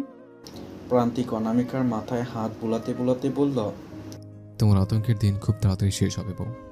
খেয়েছো তুমি? আমি তো জানি আমার বউ না খেয়ে বসে আছে, আমি কি করে একা একা খেয়ে নিই বলো? অনামিকা শোয়া থেকে উঠে বসে বলল, আমি এক্ষুনি খাবার গরম করে আনছি, রাতে খেয়ে তারপর ঘুমোবে। প্রান্তিক বিছানা থেকে নেমে দাঁড়িয়ে বলল, তোমার শরীর অসুস্থ, বিশ্রামের প্রয়োজন তোমার। আমি খাবার গরম করে আনছি, তারপর একসঙ্গে খাবো। আজ কলকাতা আসার 1 সপ্তাহ পর অনামিকার আর প্রান্তিক এসেছে অনামিকার বাবার বাড়িতে। অনামিকাকে দেখে ওর মা জড়িয়ে ধরে প্রচুর কেঁদেছে। প্রায় 8 মাসেরও বেশি সময় উনি ওনার মেয়ের খবর না পেয়ে চোখের জল ফেলেছেন। আর আজ সব সত্যিটা জেনে উনি খুব খুশি হয়েছেন। ছোট থেকেই উনি চাইতেন প্রান্তিকের হাতে মেয়েকে তুলে দিতে, আর আজ ওনার সেই ইচ্ছে পূরণ হওয়ায় বাড়িতে আনন্দের পরিবেশ বিরাজ করছে। ছোট্ট গুবলু ওরফে বর্ণিশ পাল এতদিন পর পিপিকে কাছে পেয়ে এক মুহূর্তের জন্য ছাড়ছে না। পিপি, তুই আমাকে ছেড়ে কোথায় চলে গিয়েছিলে? অনামিকা বর্ণিশকে কাছে পেয়ে অনেক আদর করলো। পিপি একটু কাজে গিয়েছিল বাবু সোনা। আর তুই যাবি না তো আমাকে ছেড়ে? ওদের কথার মাঝে অনামিকার বৌদি বর্ণালী ঘরে ঢুকলো চায়ের ট্রে আর নাস্তা নিয়ে। তোমাকে জ্বালানো শুরু করে দিয়েছে তো, ব্যাস এবার দেখবে তোমাকে আর ছাড়বেই না। অনামিকা ওর ভাইপোকে শক্ত করে জড়িয়ে ধরল। ও জ্বালাবে না তো কে জ্বালাবে বৌদি? ওর এই জ্বালানোটাকে যে আমি কত মিস করেছি। বর্ণালী ট্রেটা রাখলো টি টেবিলের ওপর। ওকে এবার খাওয়াতে হবে অনু, আমি ওকে নিয়ে গেলাম, তোমরা এগুলো খেয়ে নাও। বর্ণালী ছোট্ট বর্ণিশকে নিয়ে চলে গেল। প্রান্তিক অনামিকার গা ঘেঁষে বসে। অনামিকা দরজার দিকে দেখে বলল, দরজা খোলা আছে কিন্তু। প্রান্তিক অনামিকাকে এক হাত দিয়ে জড়িয়ে নিয়ে বলল, তোমার বাবা মা আর দাদা বৌদির এইটুকু বুদ্ধি আছে যে মেয়ে জামাইয়ের ঘরে না নক করে ঢুকবে না। শ্বশুরবাড়িতে এসে এই অশুভতামি কমবে না তোমার? হ্যাঁ। প্রান্তিক এবার অনামিকাকে ছেড়ে দিয়ে সোজা লম্বা হয়ে শুয়ে পড়ে ওর কোলে মাথা রেখে। বউ থাকলে কাছে, প্রেম আসে মুড়ের আনাচে কানাচে। প্রান্তিকের কবিতা শুনে অনামিকা না হেসে পারল না। এইসব ব্যবসা বাণিজ্য ছেড়ে এবার লেখক বা কবি হয়ে যাও। কথাটা মন্দ পড়ো নেই, জানো তো, বিজনেসম্যানদের থেকে আবার এই লেখক কবিরা বেশি রোমান্টিক হয়। তখন আমার সহ্য করতে পারবে তো এই রোমান্টিক বরের ভালোবাসার অত্যাচার? তুমি বড্ড ফাজিল হয়েছো, তোমার একটা ব্যবস্থা করতে হবে দেখছি। তোমাকে ব্যবস্থা করতে হবে না, প্রকৃতি ব্যবস্থা করে দেবে। প্রান্তিকের কথাটা অনামিকার ঠিক বোধগম্য হলো না, তাই ভুরু কুঁচকে জিজ্ঞেস করলো, মানে? ওয়েদার রিপোর্টে দেখলাম আজ 70% বৃষ্টির সম্ভাবনা আছে। আর জানোই তো, এই ঠান্ডা ঠান্ডা ওয়েদারে মনটা একটু বেশি রোমান্টিক হতে চায়। You know that. অনামিকা প্রান্তিকের হাতে চিমটি মারল। তারপর প্রান্তিককে বিছানায় ফেলে দিয়ে ও বিছানা থেকে নেমে কোমরে হাত দিয়ে দাঁড়িয়ে বলল, আজ কিন্তু আমি বাড়ি যাচ্ছি না, আমি আজকে মায়ের কাছে থাকবো। প্রান্তিক ভ্রু কুঁচকে তাকালো অনামিকার দিকে। মানেটা কি? আমি তো তোমাকে বলেছিলাম যে বিকেলে ফিরে আসবো। অনামিকা প্রান্তিকের কাজ শেষ সরে গিয়ে ওর বুকে হাত রেখে শার্টে আঁকিবুকি কাটতে থাকে। শোনো না, আজকে দিনটা থাকে প্লিজ। না, অনামিকা বোঝার চেষ্টা করো। আমরা দুজনে কিন্তু নিরাপদে নেই। পদে পদে বিপদ অপেক্ষা করছে আমাদের জন্য। এই বাড়িটার এই বাড়ির থেকে বেশি নিরাপদ। ওখানে আমাকে নিরাপত্তা দেওয়ার জন্য আমার বডিগার্ড আছে, কিন্তু আমি চাই না আমার জন্য এই বাড়ির কেউ বিপদে পড়ুক। আশা করি তুমিও সেটা চাও না। অনামিকা মুখ ভার করে দাঁড়িয়ে রইল। প্রান্তিক বুঝতে পারল অনামিকার মন খারাপের কারণ। যে বাড়িতে 22 বছর কাটিয়েছে সেখানে মায়া সব থেকে বেশি। অনামিকা নিজের বুকে আগলে নিয়ে নরম স্বরে প্রান্তিক বলল, আমরা আবার আসবো। আমার মিশনটা ফুলফিল হোক, তখন আবার আসবো আমরা। তখন এসে 1 সপ্তাহ থেকে তারপর অস্ট্রেলিয়া ফিরবো। তুমি ঠিক বলছো তো? একদম ঠিক। তবে আজ কিন্তু যাওয়ার সময় একদম কান্নাকাটি করা যাবে না। আমি তোমার কান্না একদম সহ্য করতে পারি না। অনামিকা প্রান্তিকের বুক থেকে মাথা তুলে ওর মুখের দিকে তাকালো। আচ্ছা প্রান্তিক, তোমাকে এতদিন জিজ্ঞেস করিনি, কিন্তু আজ খুব জানতে ইচ্ছে করছে একটা কথা। কি কথা বলো? তোমার বাবা মা মানে প্রলয় কাকু আর তনুশ্রী কাকিমা জানেন আমাদের বিয়ের কথা?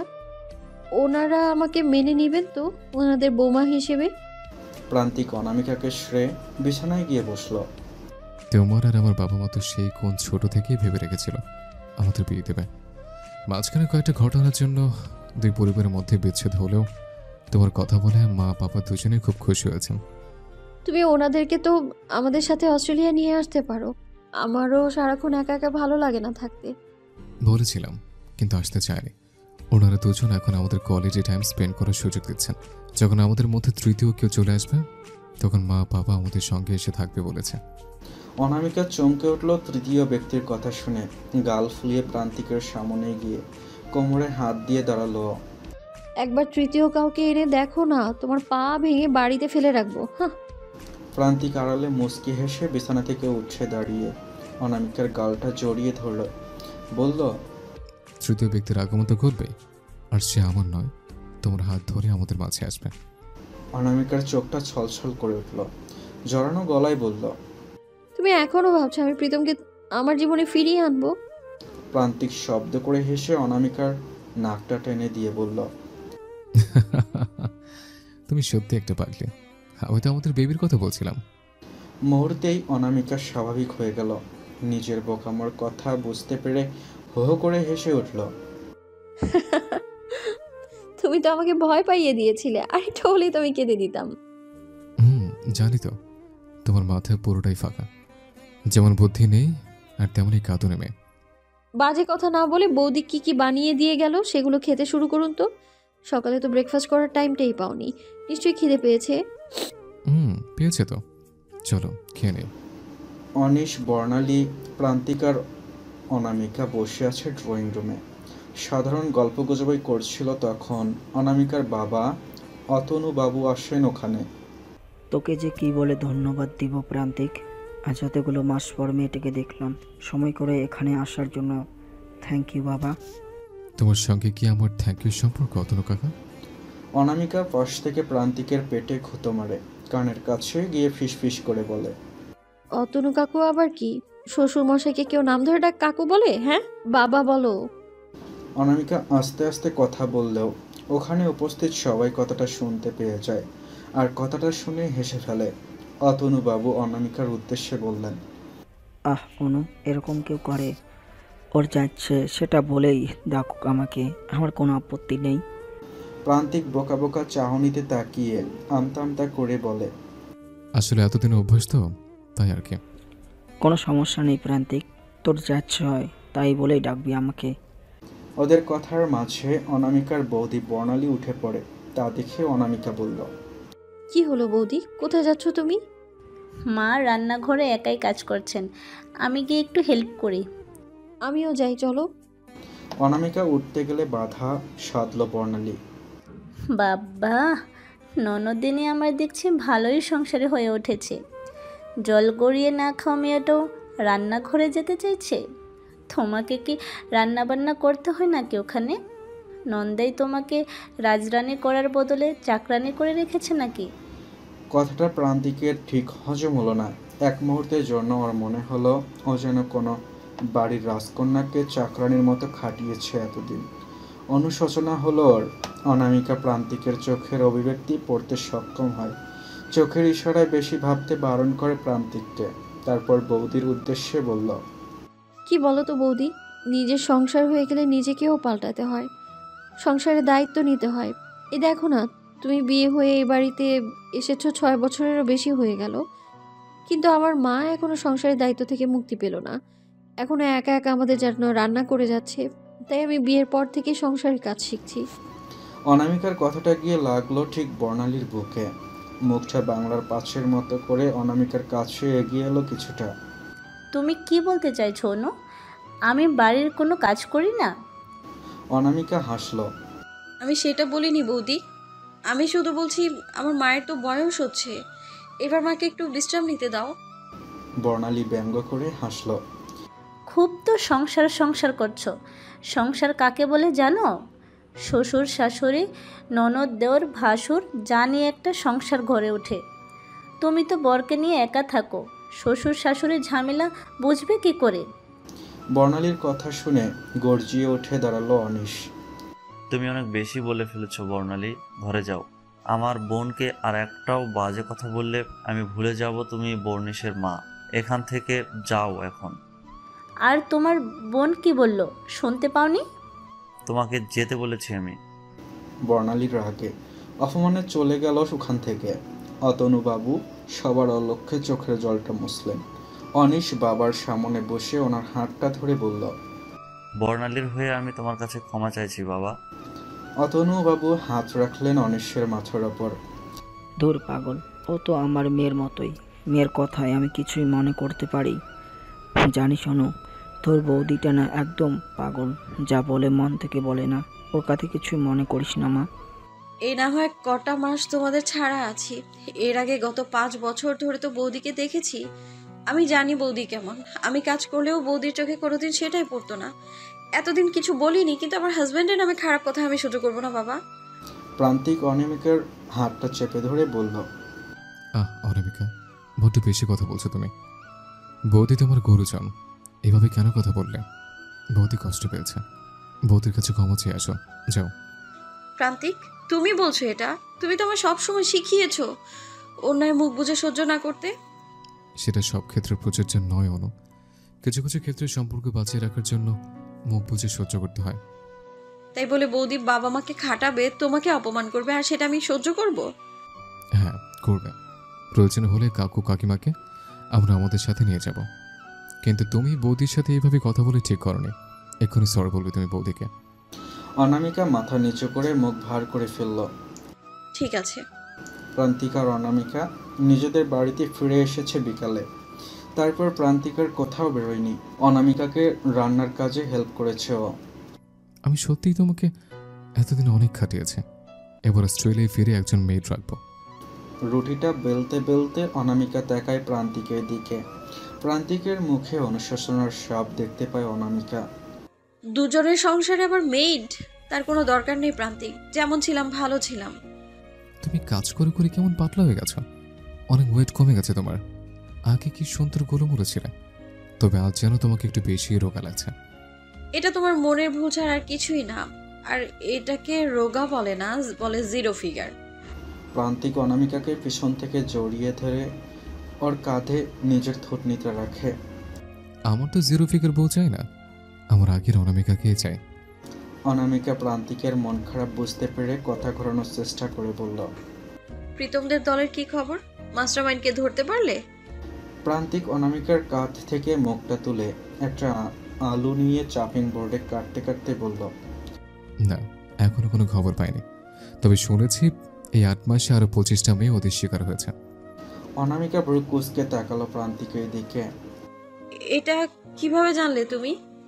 অন্যমনস্ক হয়ে আলু কাটতে কাটতে ছুরিটা বেখেয়ালে প্রান্তিকের আঙ্গুলের ওপর দিয়ে চলে যায়। এর ফলে বেশ খানিকটা কেটে যায় প্রান্তিকের আঙ্গুলটা, রক্ত বের হতে থাকে। অনামিকা তড়িঘড়ি করে এসে একটা জলের পাত্রে প্রান্তিকের হাতটা ডুবিয়ে দেয়। এত অন্যমনস্ক হলে হয়? তোমাকে আগেই বলেছিলাম এসব মেয়েলি কাজ তুমি পারবে না। কেন শুনলে না আমার কথা? আমি রুমে কি ফার্স্ট এড করে নিচ্ছে, তুমি রুটিগুলো করো। প্রান্তিক আবারও কিছুটা অন্যমনস্ক হয়ে নিজের রুমে চলে যায়। রুমে ঢুকতেই দেখে ওর ফোনে 3টে মিসড কল মিস সিনহা নামের নম্বর থেকে। প্রান্তিক ঘুরিয়ে কল ব্যাক করতেই মুহূর্তের মধ্যে ফোনটা রিসিভ হয়। মিস সিনহা বলুন, নতুন কোনো খবর আছে? ইয়েস স্যার, আপনার কথা মতো ওই গ্যাংয়ের একজন মেম্বার রোহিত বাসককে ফাঁদে ফেলার চেষ্টা করেছি। ও আমাকে প্রেমের প্রস্তাব দিয়েছে। এবার ওর মাধ্যমে আমরা ওদের লিডারের কাছে পৌঁছাবো। গুড মিস সিনহা, তবে খুব সতর্কতার সঙ্গে কাজটা করবেন। ওরা যদি ঘুণাক্ষরেও টের পায় তাহলে আপনি বিপদে পড়বেন। কিন্তু বিপদ তো আমাদের সর্বক্ষণের সঙ্গী, তাই বলে কি বিপদের সম্মুখীন হব না? এই দেশের জন্য যদি আমাকে মরতেও হয় তাহলে আমি আনন্দের সাথে মৃত্যুবরণ করব স্যার। প্রান্তিকের খুব ভালো লাগলো রাইমার কথাটা। মুচকি হেসে ও বলল, আপনার মতো বিয়ের যোদ্ধাই তো আমাদের ডিপার্টমেন্টে চাই। I am proud of you Miss Sinha, all the best. দরজার বাইরে একজোড়া পায়ের উপস্থিতি টের পেয়ে প্রান্তিক ফোনটা কেটে দেয়। তারপর আচমকা দরজা খুলে দিতেই অনামিকা অপ্রস্তুত হয়ে পড়ে। প্রান্তিক ভ্রু কুঁচকে তাকায় ওর দিকে। দরজার বাইরে দাঁড়িয়ে দাঁড়িয়ে কি করছিলে? আমার কথা শুনছিলে? বর যদি দরজা বন্ধ করে কোনো মেয়ের সাথে কথা বলে তাহলে তো বউকে আড়ি পাততেই হবে। অনামিকার চোখের দিকে তাকিয়ে চমকে উঠল প্রান্তিক। নিশ্চয়ই ভুল বুঝেছে আবারও। অনামিকাকে সঠিক বোঝাতে তাই উদ্গ্রীব হয়ে উঠল প্রান্তিক। তুমি যেটা ভাবছো সেটা ঠিক নয় অনু, তুমি আমাকে আবার ভুল বুঝছো। মিস সিনহাটা কে প্রান্তিক? অনামিকার সরাসরি প্রশ্নে ঘাবড়ে যায় প্রান্তিক। সবটা কি অনামিকা শুনেছে? কি বলবে ঠিক বুঝে উঠতে পারে না। সত্যিটা বলে নিজের কাজের সাথে বিশ্বাসঘাতকতা করতে পারবে না ও, তাই ওকে মিথ্যাটাই বলতে হবে।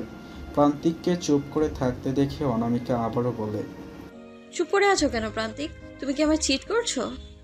না অনু, আমি তোমাকে ভালোবাসি, আমি তোমার সাথে চিট করতে পারি না। তাহলে মিস সিনহাটা কে? আমার অস্ট্রেলিয়ার অফিসের একজন কলিগ। আমি যখন এই কাজে ব্যস্ত হয়ে যাই তখন উনি আমার অবর্তমান অফিসটা সামলান। অনামিকার ঠিক বিশ্বাস হলো না প্রান্তিকের কথাটা। কোথাও গিয়ে একটা খটকা লাগছে ওর। অস্ট্রেলিয়ার মেয়ের সাথে বাংলায় কথা বলছো? উনি কলকাতার মেয়ে, কলকাতার অফিস বন্ধ করে উনি অস্ট্রেলিয়া অফিসে শিফট করেছেন। কথাটা অনামিকা কতটা বিশ্বাস করলো সেটা বুঝতে পারলো না প্রান্তিক। তবে অনামিকা আর কিছু বলল না। প্রান্তিককে পাশ কাটিয়ে রুমের মধ্যে চলে গেল। ওয়েদার খারাপ হচ্ছে, আকাশে কালো মেঘ জমেছে, মনে হয় এক্ষুনি ঝড় উঠবে। তুমি বাড়ির সব জানালাগুলো বন্ধ করে দাও, আমি রান্নাটা শেষ করি গিয়ে। ম্যাডাম হঠাৎ রান্না ছেড়ে আমার কাছে এলেন কেন? মনে হচ্ছে সামথিং। অনামিকা প্রান্তিককে বিছানায় বসিয়ে ফার্স্ট এইড বক্সটা নিয়ে প্রান্তিকের পাশে বসলো। নিজের যত্ন তো কোনোদিনও নিবে না, এবার আঙুলটা ইনফেকশন হয়ে গেলে রিভলভার ধরবে কি করে? রুমে এসেই শুরু করে দিয়েছেন ওনার মিস সিনহার সাথে কথা। প্রান্তিক বুঝলো এবার প্রত্যেকবার এরকম খোঁটা দেওয়া কথা শুনতে হবে। মেয়েরা বড্ড অদ্ভুত জিনিস, মনে মনে ভাবে প্রান্তিক। আজকে কিন্তু ওয়েদারটা বেশ রোমান্টিক, তাহলে হয়ে যাবে নাকি আজ একবার বউ? অনামিকার রাগে চোখে করে তাকালো প্রান্তিকের দিকে। হাতটা দাও, এসব ফালতু কথা শোনার সময় নেই আমার। প্রান্তিক অনামিকার পাশে একটু ঘেসে বসে বলল, কেন এরকম করছো বউ? বিশ্বাস করো, রায়মার সাথে আমার কোনো সম্পর্ক নেই, উনি জাস্ট আমার করে। আমি কিছু বলেছি? না, তুমি অভিমান করছো, আমার সাথে ভালো করে কথা বলছো না। অনামিকা আর কোনো কথা বলল না। প্রান্তিকের হাতটা ভালো করে ব্যান্ডেজ করে ফার্স্ট এইড বক্সটা নির্দিষ্ট জায়গায় রেখে এসে প্রান্তিকের পাশে বসলো। আলতো করে মাথা এলিয়ে দিল প্রান্তিকের ডান কাঁধে। আমি তোমায় বিশ্বাস করি প্রান্তিক। আই লাভ ইউ প্রান্তিক। প্রান্তিক ডান হাত দিয়ে আগলে নিল অনামিকাকে। আই লাভ ইউ টু বউ। এটা আবদার করবো? কি? আমাদের বিয়ের তো প্রায় 9 মাস হতে চলল, চলো না এবার আমরা ফ্যামিলি প্ল্যানিং শুরু করি। অনামিকা অবাক হয়ে তাকালো প্রান্তিকের দিকে। এই যা, চিকেনটা বসিয়ে এসেছি ওভেনে, মনে হয় পুড়েই গেল। অনামিকা তড়িঘড়ি করে ছুটল রান্নাঘরের উদ্দেশ্যে। প্রান্তিক অনামিকার যাওয়ার দিকে তাকিয়ে হেসে ফেলল। এখনো তোমার এই লজ্জাটা কাটাতে পারলাম না আমি, পাগলি বউ আমার। রাত্রি নেমেছে ধরণীতে, সঙ্গে বইছে প্রচুর পরিমাণের বৃষ্টি। গ্রীষ্মের তাপদাহ থেকে বাঁচার একমাত্র উপায় এই বৃষ্টি। অনামিকা এইমাত্র সব এঁটো বাসন ধুয়ে বেডরুমের মধ্যে এলো। প্রান্তিককে কোথাও খুঁজে পেল না। প্রান্তিক কোথায় তুমি? বারান্দায় দাঁড়িয়ে থাকা প্রান্তিক বৃষ্টির ঝমঝম শব্দের কারণে অনামিকার আওয়াজ শুনতে পেল না। অনামিকার কি মনে হতে বারান্দার দরজা ঠেলতেই দেখে প্রান্তিক দাঁড়িয়ে আছে। এখানে কি করছো তুমি? প্রান্তিক অনামিকার দিকে ঘুরে ওকে নিজের কাছে টেনে নিল। অনামিকাকে সামনে রেখে ওকে পিছন থেকে জড়িয়ে ধরে অনামিকার ঘাড়ে মুখ ডোবালো প্রান্তিক। অনামিকা নিজেকে ছাড়ানোর চেষ্টা করেও ব্যর্থ হয়। প্রান্তিক নেশালো কণ্ঠে বলল, ছাড়া পর একদম চেষ্টা করো না বউ, আজকে তোমাকে ছাড়ছি না। আজকের দিনটা ছেড়ে দাও, আমার ভালো লাগছে না। প্রান্তিকের হাতের বাঁধন আলগা হতেই অনামিকা একটু সরে দাঁড়ায়, কিন্তু সেটা বেশিক্ষণ স্থায়ী হয় না। শাড়ির ভাঁজ সরিয়ে সরাসরি অনামিকার শ্যামলা মেদহীন কোমর ধরে আরও নিজের কাছে ওকে টেনে আনে প্রান্তিক। অনামিকা বিরক্ত হয়। বললাম তো আজকে ভালো লাগছে না এসব। তোমার ইচ্ছের বিরুদ্ধে কিছু করবো না, তবে কিছুক্ষণ থাকো এরকম ভাবে, বৃষ্টিটাকে এনজয় করো। অনামিকা চুপ হয়ে যায়। দুজনে মিলে একে অপরকে জড়িয়ে ধরে বৃষ্টি উপভোগ করতে থাকে। বৃষ্টির একটু একটু ঝাপটা এসে মাঝে মধ্যে দুজনকে ভিজিয়ে দিয়ে যাচ্ছে। আচ্ছা অনামিকা, তোমার ফেভারিট ডেস্টিনেশন কোনটা? অনামিকা প্রান্তিকের দিকে ঘুরে তাকায়। হঠাৎ এই প্রশ্ন? বিয়ের এতগুলো দিন হয়ে গেল, হানিমুনে যাওয়া হয়নি। এবার ভাবছি কলকাতা থেকে একেবারে হানিমুনে যাব, বলো না? প্যারিস। তাহলে প্যারিসের 2টো টিকিট বুক করে ফেলে। অনামিকা সম্মতি সূচক মাথা নাড়ায়। প্রান্তিক এবার অনামিকাকে ছেড়ে দিয়ে রুমে এসে ল্যাপটপ খুলে বসে। অনামিকা বেশ কিছুটা অবাক হয়। প্রান্তিকের পিছন পিছন ও নিজের রুমে আসে। হঠাৎ চলে এলে যে? এই যে বললে বৃষ্টি বিলাস করবে। প্রান্তিক ল্যাপটপ থেকে মুখ তুলে অনামিকার দিকে তাকায়। বউ আমার প্যারিস ভালোবাসে, সে ইচ্ছে পূরণ করার জন্য তো এক্ষুনি আমাকে ফ্লাইটের 2টো টিকিট বুক করতে হবে। অনামিকা ভীষণ অবাক হলো প্রান্তিকের কথা শুনে। এত তাড়াহুড়ো কেন করছো? তোমার এইদিকের ঝামেলাটা মিটুক, তারপর না হয় যাওয়া যাবে। এখন ফ্লাইটের অবস্থা খুব খারাপ, তাই আগে থেকে বুকিংটা করে রাখছে। প্রান্তিক ল্যাপটপ বন্ধ করে বিছানা থেকে উঠল। তারপর বেড সাইড টেবিল থেকে গাড়ির চাবিটা তুলে নিল। সেটা দেখে ভীষণ অবাক হলো অনামিকা। তুমি এখন কোথায় যাচ্ছ? বাইরে খুব বৃষ্টি হচ্ছে, আর কত রাত হয়েছে দেখেছো তুমি? ইম্পর্টেন্ট মেল এসেছিল, এখনই যেতে হবে আমাকে। তুমি রুম লক করে শুয়ে পড়ো, আমার আসতে দেরি হবে। প্রান্তিক যেতে গেলে অনামিকা ওর সামনে এসে দাঁড়িয়ে বলল, তুমি আমার উপর রাগ করে চলে যাচ্ছ তাই না? অনামিকার ছল ছল করা চোখ দেখে প্রান্তিক চমকে ওঠে। অনামিকাকে নিজের বুকে জড়িয়ে ধরে বলল, তুমি ভুল বুঝছো বউ, আমি তোমার উপর রাগ করিনি, আমার সত্যি ইম্পর্টেন্ট কাজ আছে। তুমি মিথ্যে বলছো, প্লিজ যেও না। প্রান্তিক অনামিকার কপালে একটা স্নেহ চুম্বন এঁকে দিয়ে বলল, আমাকে সত্যি যেতে হবে গো, এটা আমার প্রফেশন, পার্সোনাল লাইফের সাথে গুলি ফেলে তো হবে না। তুমি সত্যি রাগ করে নেই তো? তুমি আমাকে এতদিনও চিনলে না, আমি এসব কারণে রাগ করব, এমন ছেলে আমি নই। অনামিকা মাথা নিচু করে বলল, সরি। আসছি, সাবধানে থেকো। চারদিকে ঘুটঘুটে অন্ধকার, বৃষ্টিমুখর পরিবেশে মাঝে মধ্যে আকাশের গর্জন ভেসে আসছে। দূর থেকে ব্যাঙ আর ঝিঝি পোকার কর্কশ শব্দ প্রান্তিকের কথার ব্যাঘাত ঘটাচ্ছে। প্রায় 10 জনের একটা মিটিংয়ের মধ্যমণি প্রান্তিক মজুমদার। আমি মনে হয় কেসের একদম কিনারে চলে এসেছি, 95% সলভ করে ফেলেছে, এবার বাকিটা ক্রিমিনালদের স্বীকারোক্তিতে। প্রান্তিকের কথা শুনে উপস্থিত বাকি সবাই খুব অবাক হয়। এত গভীর রহস্য কিভাবে প্রান্তিক জেনেছে সেটা শুনতে সবাই আগ্রহী হয়ে ওঠে। কি বলছেন মিস্টার মজুমদার? এত কঠিন কেসটা আপনি এত সহজে সলভ করলেন কিভাবে? অনেক বড় একটা প্রমাণ পেয়েছে, আর এই গ্যাংয়ের সে লিডারকে ধরে ফেলেছে হয়তো। সে যদি লিডার নাও হয় তাহলে তার মাধ্যমে আমি আসল মাস্টার মাইন্ডের কাছে পৌঁছাবো। কে সেই লিডার মিস্টার মজুমদার? সব বলবো। তার আগে আমি সিনহাকে বলবো আপনি আপনার কাজটা বন্ধ করুন। যেহেতু মাথার কাছে পৌঁছে গেছে, সেও তো আর ওই চুনোপুরিকে ফাঁদে ফেলার দরকার নেই। অন্ধকারে কাউকে দেখা না গেলেও রাইমা অবাক হয়ে উঠে দাঁড়ায়। আপনি তো এই কয়েক ঘন্টা আগে অবধি বলেছেন কাজটা করতে, তাহলে এই কয়েক ঘন্টা আগে এমন কি প্রমাণ পেলেন স্যার? প্রান্তিক বাঁকা হাসল। অনেক বড় প্রমাণ পেয়েছে, যেটা আমাদের এই কেসটাকে সলভ করে দেবে। তাহলে আমরা অপেক্ষা কেন করছি? এখনই তাকে গিয়ে অ্যারেস্ট করে নিই। না, আমাদের কিছুটা অপেক্ষা করতে হবে অ্যারেস্ট করার জন্য। মাছকে এমনভাবে বর্ষিতে আটকাতে হবে যাতে সে আর কোনোভাবেই পালিয়ে যাওয়ার সুযোগ না পায়। এই শুনছো, বৌদিকে নাকি পাওয়া যাচ্ছে না। সকালবেলা প্রান্তিক বাড়ি ফিরতেই কথাটি বলল অনামিকা। প্রান্তিক গাড়ির চাবিটা নির্দিষ্ট জায়গায় রেখে বিছানায় আরাম করে বসে বলল, খুব টায়ার্ড লাগছে, একটু জল দিবে অনামিকা? অনামিকা করুণ মুখে প্রান্তিকের দিকে তাকিয়ে টেবিল থেকে জলের গ্লাসটা নিতে গেলে দেখে গ্লাস ফাঁকা। একটু বসো, আমি এখনই জল দিয়ে আসছি। অনামিকা চলে গেলেই প্রান্তিক ছুটে গিয়ে দরজা বন্ধ করে দিল। একটা চেনা নাম্বার ফোনে ডায়াল করার কিছুক্ষণের মধ্যেই অপর প্রান্ত থেকে ফোনটা রিসিভ হয়। বর্ণালী ম্যাডাম কিছু স্বীকার করেছেন? না স্যার, উনি জেদ ধরে বসেই আছেন, বলছেন মরে যাবেন, তবুও কিছু বলবেন না। ভয় দেখাও, 24 ঘন্টার মধ্যে আমি পজিটিভ কিছু শুনতে চাই। উনি কিছু খেতে চাইছেন না স্যার। তোমরা আছো কি করতে? এতগুলো টাকা দিয়ে তোমাদের রেখে আমার লাভটা কি? আমি বেলার দিকে আসবো, তখন আমি ওনার মুখ থেকে যেন সব জানতে পারি। ঠিক আছে স্যার।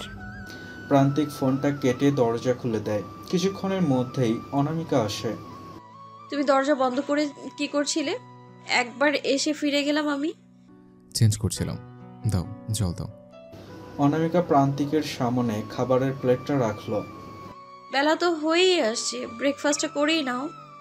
প্রান্তিক বিছানায় হাঁটু মুড়ে বসে প্লেটটা তুলে নিল। পাউরুটিতে একটা কামড় দিয়ে বলল, হ্যাঁ, কি যেন বলছিলে? কাকে খুঁজে বোঝাচ্ছে না? অনামিকা চিন্তিত মুখে প্রান্তিকের সামনে বসল। বৌদিকে, কাল রাত থেকে নাকি বৌদি মিসিং। প্রান্তিক কিছুই না জানার ভান করে বলল, হঠাৎ কিভাবে মিসিং হলো? বাড়ির বউ রাত দুপুরে মিসিং হয়ে যাচ্ছে? অনামিকা ভ্রু কুঁচকে জিজ্ঞাসু দৃষ্টিতে তাকালো প্রান্তিকের দিকে। তুমি ঠিক কি মিন করতে চাইছো প্রান্তিক? আমি বলতে চাচ্ছি, কাল রাতে মুষলধারে বৃষ্টির মধ্যেই তোমার বৌদি মিসিং হলো কি করে? আচ্ছা অনামিকা, তোমার বৌদির বিয়ের আগে কি কোনো অ্যাফেয়ার? কথাটা শেষ করার আগেই অনামিকা বলে উঠল, না না, বিয়ের আগে বৌদির কোনো অ্যাফেয়ার ছিল না। দাদার বৌদির তো লাভ ম্যারেজ। তুমি চিন্তা করো না, আমি খোঁজ নিচ্ছি। আমি তাহলে আজ একবার ওই বাড়ি যাব? বললাম তো আমি দেখছি বিষয়টা, তোমাকে কোথাও যেতে হবে না। আমার খুব চিন্তা হচ্ছে, একবার যাই, লুকিয়ে লুকিয়ে যাব, আমার কোনো বিপদ হবে না। প্রান্তিক অবাক হয়ে বলল, তুমি একা যেতে পারবে? পারবো। শিওর? হুম। ঠিক আছে, এখনই বেরিয়ে পড়ছি তাহলে। তুমি আজকের দিনটা একটু হোটেল থেকে খাবার আনিয়ে নিও। প্রান্তিক সম্মতি জানায় অনামিকার কথায়। অনামিকা বিছানা থেকে উঠে আলমারি থেকে একটা চুড়িদার ড্রেস নিয়ে ওয়াশরুমে চলে যায়। অনামিকা প্রান্তিকের বাড়ি থেকে বেরিয়েছে অনেকক্ষণ হয়ে গেল, তাই প্রান্তিক একবার নিশ্চিন্ত হবার জন্য অনিশিকে ফোন করে। হ্যাঁ প্রান্তিক, বল। অনামিকা পৌঁছে গেছে? অনু কই না তো, অনু তো এখানে আসেনি। প্রান্তিক চিন্তিত হয়ে পড়ে। এখন আগে বেরিয়েছে ওই বারের উদ্দেশ্যে, এখনো যায়নি।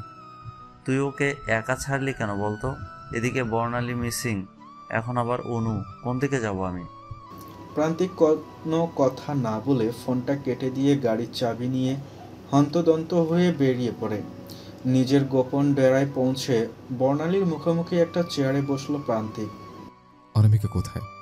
মিসেস বর্ণালী পাল? খানিকটা নিয়ন আলোর প্রান্তিকের মুখটা স্পষ্ট হতেই চমকে ওঠে বর্ণালী। প্রান্তিক, তুমি তুমি আমায় ধরে এনেছো এখানে? হ্যাঁ বর্ণালী ম্যাডাম, ওরফে সোনিয়া মণ্ডল। চমকে উঠল বর্ণালী। ওর আসল পরিচয় প্রান্তিক জেনে গেছে ভেবেই আঁতকে ওঠে ও। তোমার কোথাও ভুল হচ্ছে প্রান্তিক। আমি বর্ণালী পাল, তোমার অনিশদার বউ। প্লিজ ভাই, আমাকে ছেড়ে দাও ভাই। বাড়িতে আমার ছোট ছেলেটা অস্থির হয়ে যাবে আমাকে ছাড়া। প্রান্তিক চেয়ারের হ্যান্ডেলে একটা জোরে ঘুষি মারতেই চেয়ারটা ভেঙে পড়ে। বর্ণালী সেটা দেখে খুব ভয় পেয়ে যায়। বেশি অভিনয় করার চেষ্টা করো না বৌদি, তোমাদের সব রহস্য আমি জেনে গেছি। অনামিকাকে কোথায় রেখেছ বলো, তোমাদের লিডার কে? এবার নকল মুখোশ সরিয়ে নিজের আসল চেহারায় ফিরে এলো বর্ণালী। হো হো করে হেসে উঠল। অনামিকাকে তুমি কোনো দিনও খুঁজে পাবে না প্রান্তিক, আর না পাবে আমাদের লিডারকে। আমাকে মেরে ফেললেও আমি তোমাদের কিচ্ছু বলবো না। প্রান্তিক রিভলভারটা বের করে বর্ণালীর কপালের মাঝখানে ধরে বলল, তাহলে মরার জন্য রেডি হও। এই প্রান্তিক মজুমদারের কলিজে হাত দিয়েছে তুমি। আমাকে তুমি চেনো না, এখন মৃত্যু ছাড়া তোমাকে কেউ বাঁচাতে পারবে না। হয় মুখ খোলো, নয়তো এখন স্বেচ্ছায় মৃত্যুবরণ করো। তোমাকে ভাবার জন্য 60 মিনিট সময় দিলাম। প্রান্তিক চেয়ার ছেড়ে উঠে ওখান থেকে বেরিয়ে যায়। সোজা চলে যায় নিজের বাড়িতে। ফাঁকা রুমে বড্ড একা লাগে ওর, তাই ছাদে চলে যায়। তোমার থেকে হাত বাড়িয়েছে সোনিয়া মন্ডল। আমি ওকে ছাড়বো না, দিলে দিলে কষ্ট দিয়ে আমি ওকে মারবো। তুমি আমার শক্তি অনু, ফিরে এসো তাড়াতাড়ি আমার কাছে। বিকেলের ঝড়ো হাওয়ায় অনামিকার কথা মনে পড়ে ওর। অনামিকা বৃষ্টি, ঠান্ডা হাওয়ার ঝড় খুব ভালোবাসে। একটা দীর্ঘশ্বাস ফেলে প্রান্তিক নিচে নেমে আসে। গাড়ি নিয়ে আবার বেরিয়ে পড়ে অনামিকার বাবার বাড়ির উদ্দেশ্যে। অতনুবাবুর বাড়িতে ঢুকতেই ছোট্ট বর্ণিশ এদিক ওদিক কাউকে খুঁজতে থাকে। ওকে এরকম করতে দেখে প্রান্তিক হাঁটু মুড়ে ওর সামনে বসে বলল, তুমি কাকে খুঁজছো বাবা? পিপি কই, মা কই? কেউ নেই, আমি মাম্মার কাছে যাব। বর্ণিশকে দেখে খুব মায়া হয় ওর। নিজের বুকে চেপে ধরে বর্ণিশের মাথাটা। সবাই চলে আসবে বাবা, তুমি কেঁদো না। অতনুবাবু নিজের চশমাটা পরতে পরতে ড্রয়িং রুমে এসে দাঁড়ায়। তুই এসেছিস বাবা। বৌমা আর অনু কোথায় গেল বলতো? ওদেরকে খুঁজে আনা না প্রান্তিক। প্রান্তিক বর্ণিশকে ছেড়ে অতনুবাবুর সামনে আসে। কাকু, আমি তোমাদের একটা কথা বলতে চাই। কাকিমা আর অনিশদাকে ডাকো। অতনুবাবু ডাকলেন সবাইকে। রুম থেকে বেরিয়ে এলো অনিশ আর সুপ্তা দেবী। অনিশ ছেলেকে কোলে তুলে নিয়ে বলল, কি বলবি প্রান্তিক? বৌদির সাথে তোমার পরিচয় কিভাবে? অনিশ অবাক হলো এমন সময় প্রান্তিকের এই প্রশ্নে। হঠাৎ এই কথা কেন জিজ্ঞেস করছিস প্রান্তিক?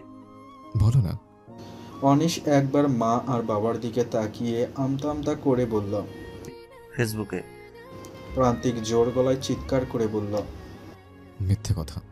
বৌদির সাথে আলাপ হয়েছে আজ থেকে 7 বছর আগে, রেড লাইট এরিয়ার একটা আবাসিক হোটেলে, যেখানে তোমার অবাধ যাতায়াত ছিল। লজ্জায় মাথা নত করে ফেলে অনিশ। ওর মা বাবাও ওর দিকে ঘৃণায় শহীদ তাকায়। ছি অনেক ছি, আমাদের ছেলে হয়ে তুই এমন একটা কাজ করলি, তুই এতটা খারাপ। কোনো কথা বলার অবস্থাতে নেই অনিশ। অতনুবাবু ছুটে গিয়ে নাতিকে অনিশের কোল থেকে নিয়ে নেয়। তোদের কাজ থাকলে আমার নাতি তোদের মতোই তৈরি হবে। নিজেকে শুধরে তারপর আমার নাতির কাছে আসবি। প্রান্তিক অতনুবাবুকে শান্ত করতে এগিয়ে আসে ওনার কাছে। অনিশদা পাল্টে গেছে কাকু, বিয়ের পরপরই। প্রণতির মৃত্যুর পরপরই ওই পাল্টে গেছে। শুধু পাল্টেনি বৌদি, মানে বর্ণালী পাল। অনিশ মাথা তুলে প্রান্তিকের দিকে অবাক নয়নে তাকিয়ে বলল, বর্ণালী পাল্টায়নি, কিন্তু ও তো বলেছিল বিয়ের পর ও আর ওইসব কাজ করবে না। 7 বছর ধরে তোমার বউ তোমার চোখে ধুলো দিচ্ছে, আর তুমি এক রুমে থেকেও জানতে পারোনি অনিশদা। মানে কি করেছে বর্ণালী? তুমি জানো বর্ণালী পাল আসলে কে? এতগুলো বছরও তোমাদের কারো সন্দেহ হয়নি? অনামিকার মা কাপা কাপা কণ্ঠে প্রান্তিককে বলল। বৌমা কে? প্রান্তিক অতনুবাবুর কোল থেকে বর্ণিশকে নিচে নামালো। তারপর হাঁটু মুড়ে বসলো ওর সামনে। বাবা, তুমি ঘরে গিয়ে খেলা করো, তোর পিপি এক্ষুনি চলে আসবে। বর্ণিশ লক্ষ্মী ছেলের মতো ওখান থেকে চলে যায় রুমে।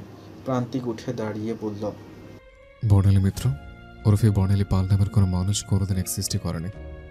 দিনের পর দিন তোমাদের বউকে বানিয়ে নিজের কার্যসিদ্ধি করে গেছে ও। অনিশ ভাঙ্গা গলায় জিজ্ঞেস করল, তাহলে কেউ? ওই গ্যাংয়ের বাম হাত সোনিয়া মন্ডল, কুখ্যাত অপরাধী, যার সব অপরাধী এখন গভীরে রয়ে গেছে।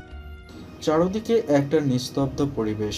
অনামিকার মা বাবা সবটা শুনে মাথা নিচু করে বসে আছেন, আর অনিশ অনেক কষ্টে নিজেকে সামলে পাথরের মতো দাঁড়িয়ে আছে। নিজের ভালোবাসার মানুষ, বউ আর সন্তানের মা বর্ণালী, তার সম্পর্কে এগুলো কোনোদিন ধারণাই করতে পারেননিও।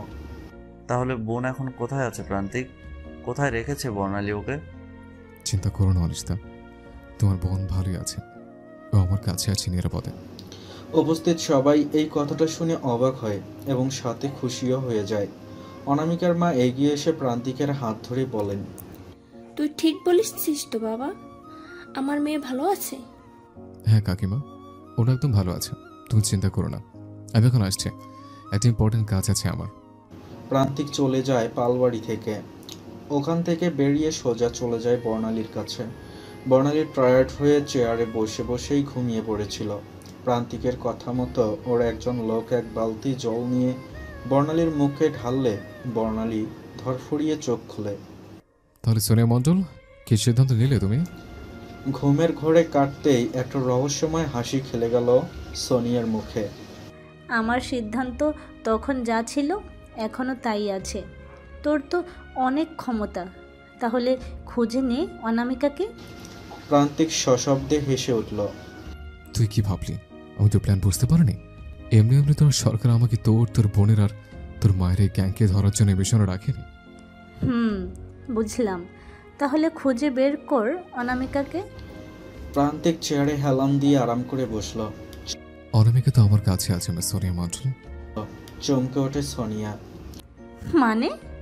মানে আমার সাথে পালবাড়িতে যাওয়া অনামিকা আর আমার সাথে পালবাড়ি থেকে ফিরে আসা অনামিকা যে এক মানুষ নয়, সেটা আমি কাল রাতে টের পেয়ে গেছিলাম। যে বর্ণালী পতি। বর্ণালী কৌতূহলী দৃষ্টিতে রগে রগে মুখ করে খানিকটা ঝুঁকে পড়ল প্রান্তিকের সামনে।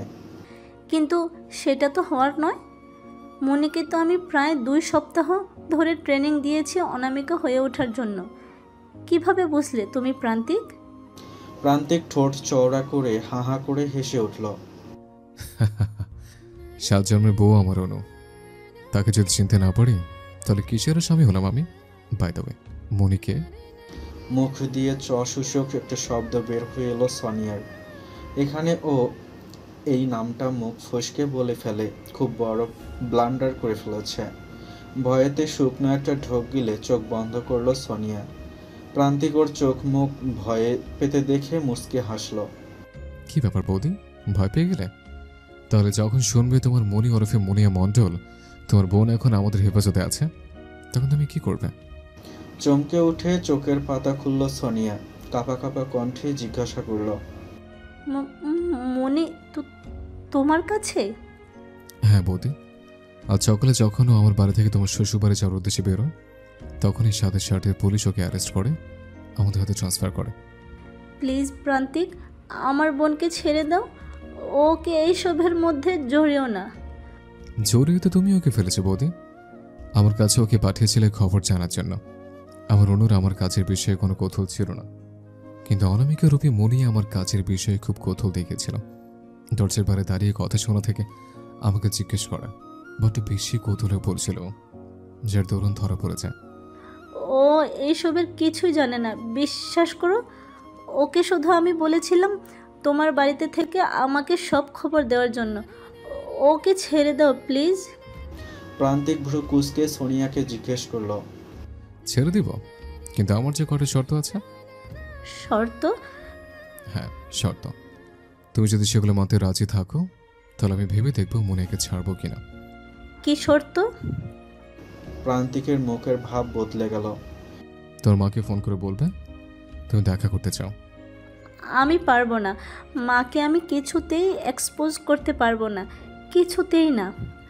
নিজের রিভলভারটা বের করে তাতে হাত বুলালো প্রান্তিক। তাহলে চোখের সামনে নিজের বোনের মৃত্যু দেখার জন্য রেডি হও। গলা ফাটানো চিৎকার ভেসে আসে সোনিয়ার মুখ থেকে। না।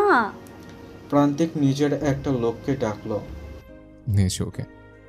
লোকটা চলে গেল। কিছুক্ষণের মধ্যেই মুনিয়াকে নিয়ে এলো সোনিয়ার সামনে। মুক্তি পাওয়ার জন্য ছটফট করছে ও। দিদি, আমাকে কেন ঝামেলার মধ্যে ফেললি তুই? আমাকে প্লিজ বাঁচা, আমি মরতে চাই না। বোনের কান্না ভেজা কণ্ঠ শুনে অস্থির হয়ে ওঠে সোনিয়া। প্লিজ ওকে ছেড়ে দাও প্রান্তিক। আমাকে মেরে ফেলো তোমরা, কিন্তু ওকে ছেড়ে দাও, ওর কোনো দোষ নেই। আমি তোমাদের গ্যাংয়ের মেইন লিডার চামেলি মন্ডলকে চাই। মনেকে আমি ছাড়তে পারি এই শর্তে। আমি 5 গুনবো, তার মধ্যে তোমার মতামত শুনতে চাই আমি। প্রান্তিক কাউন্ট করতে থাকে। সোনিয়ার চোখের সামনে শুধু ভেসে ওঠে মুনিয়ার কান্না ভেজা চোখ, বাঁচার আকুতি। শেষমেশ নিজের সিদ্ধান্ত নিতে বাধ্য হয় সোনিয়া। বেশ, আমি তোমার শর্তে রাজি, ফোন দাও। প্রান্তিক বাঁকা হেসে সোনিয়ার দিকে তাকালো। মনে কিন্তু আমার গান পয়েন্টে থাকবে, তাই বলছে বেশি চালাকি করার চেষ্টা একদম করবে না। প্রান্তিকের কাছে থাকা সোনিয়ার ফোনটা প্রান্তিক ওকে দেয়। সোনিয়া ওর মায়ের নাম্বারে ডায়াল করার কিছুক্ষণের মধ্যেই অপর প্রান্ত থেকে ফোনটা রিসিভ হয়। প্রান্তিক ইশারায় বলে স্পিকারে দিতে। হ্যালো, তুই কোথায় সনি? কাল রাত থেকে তোকে ট্রাই করছি, ফোন বন্ধ আসছিল কেন?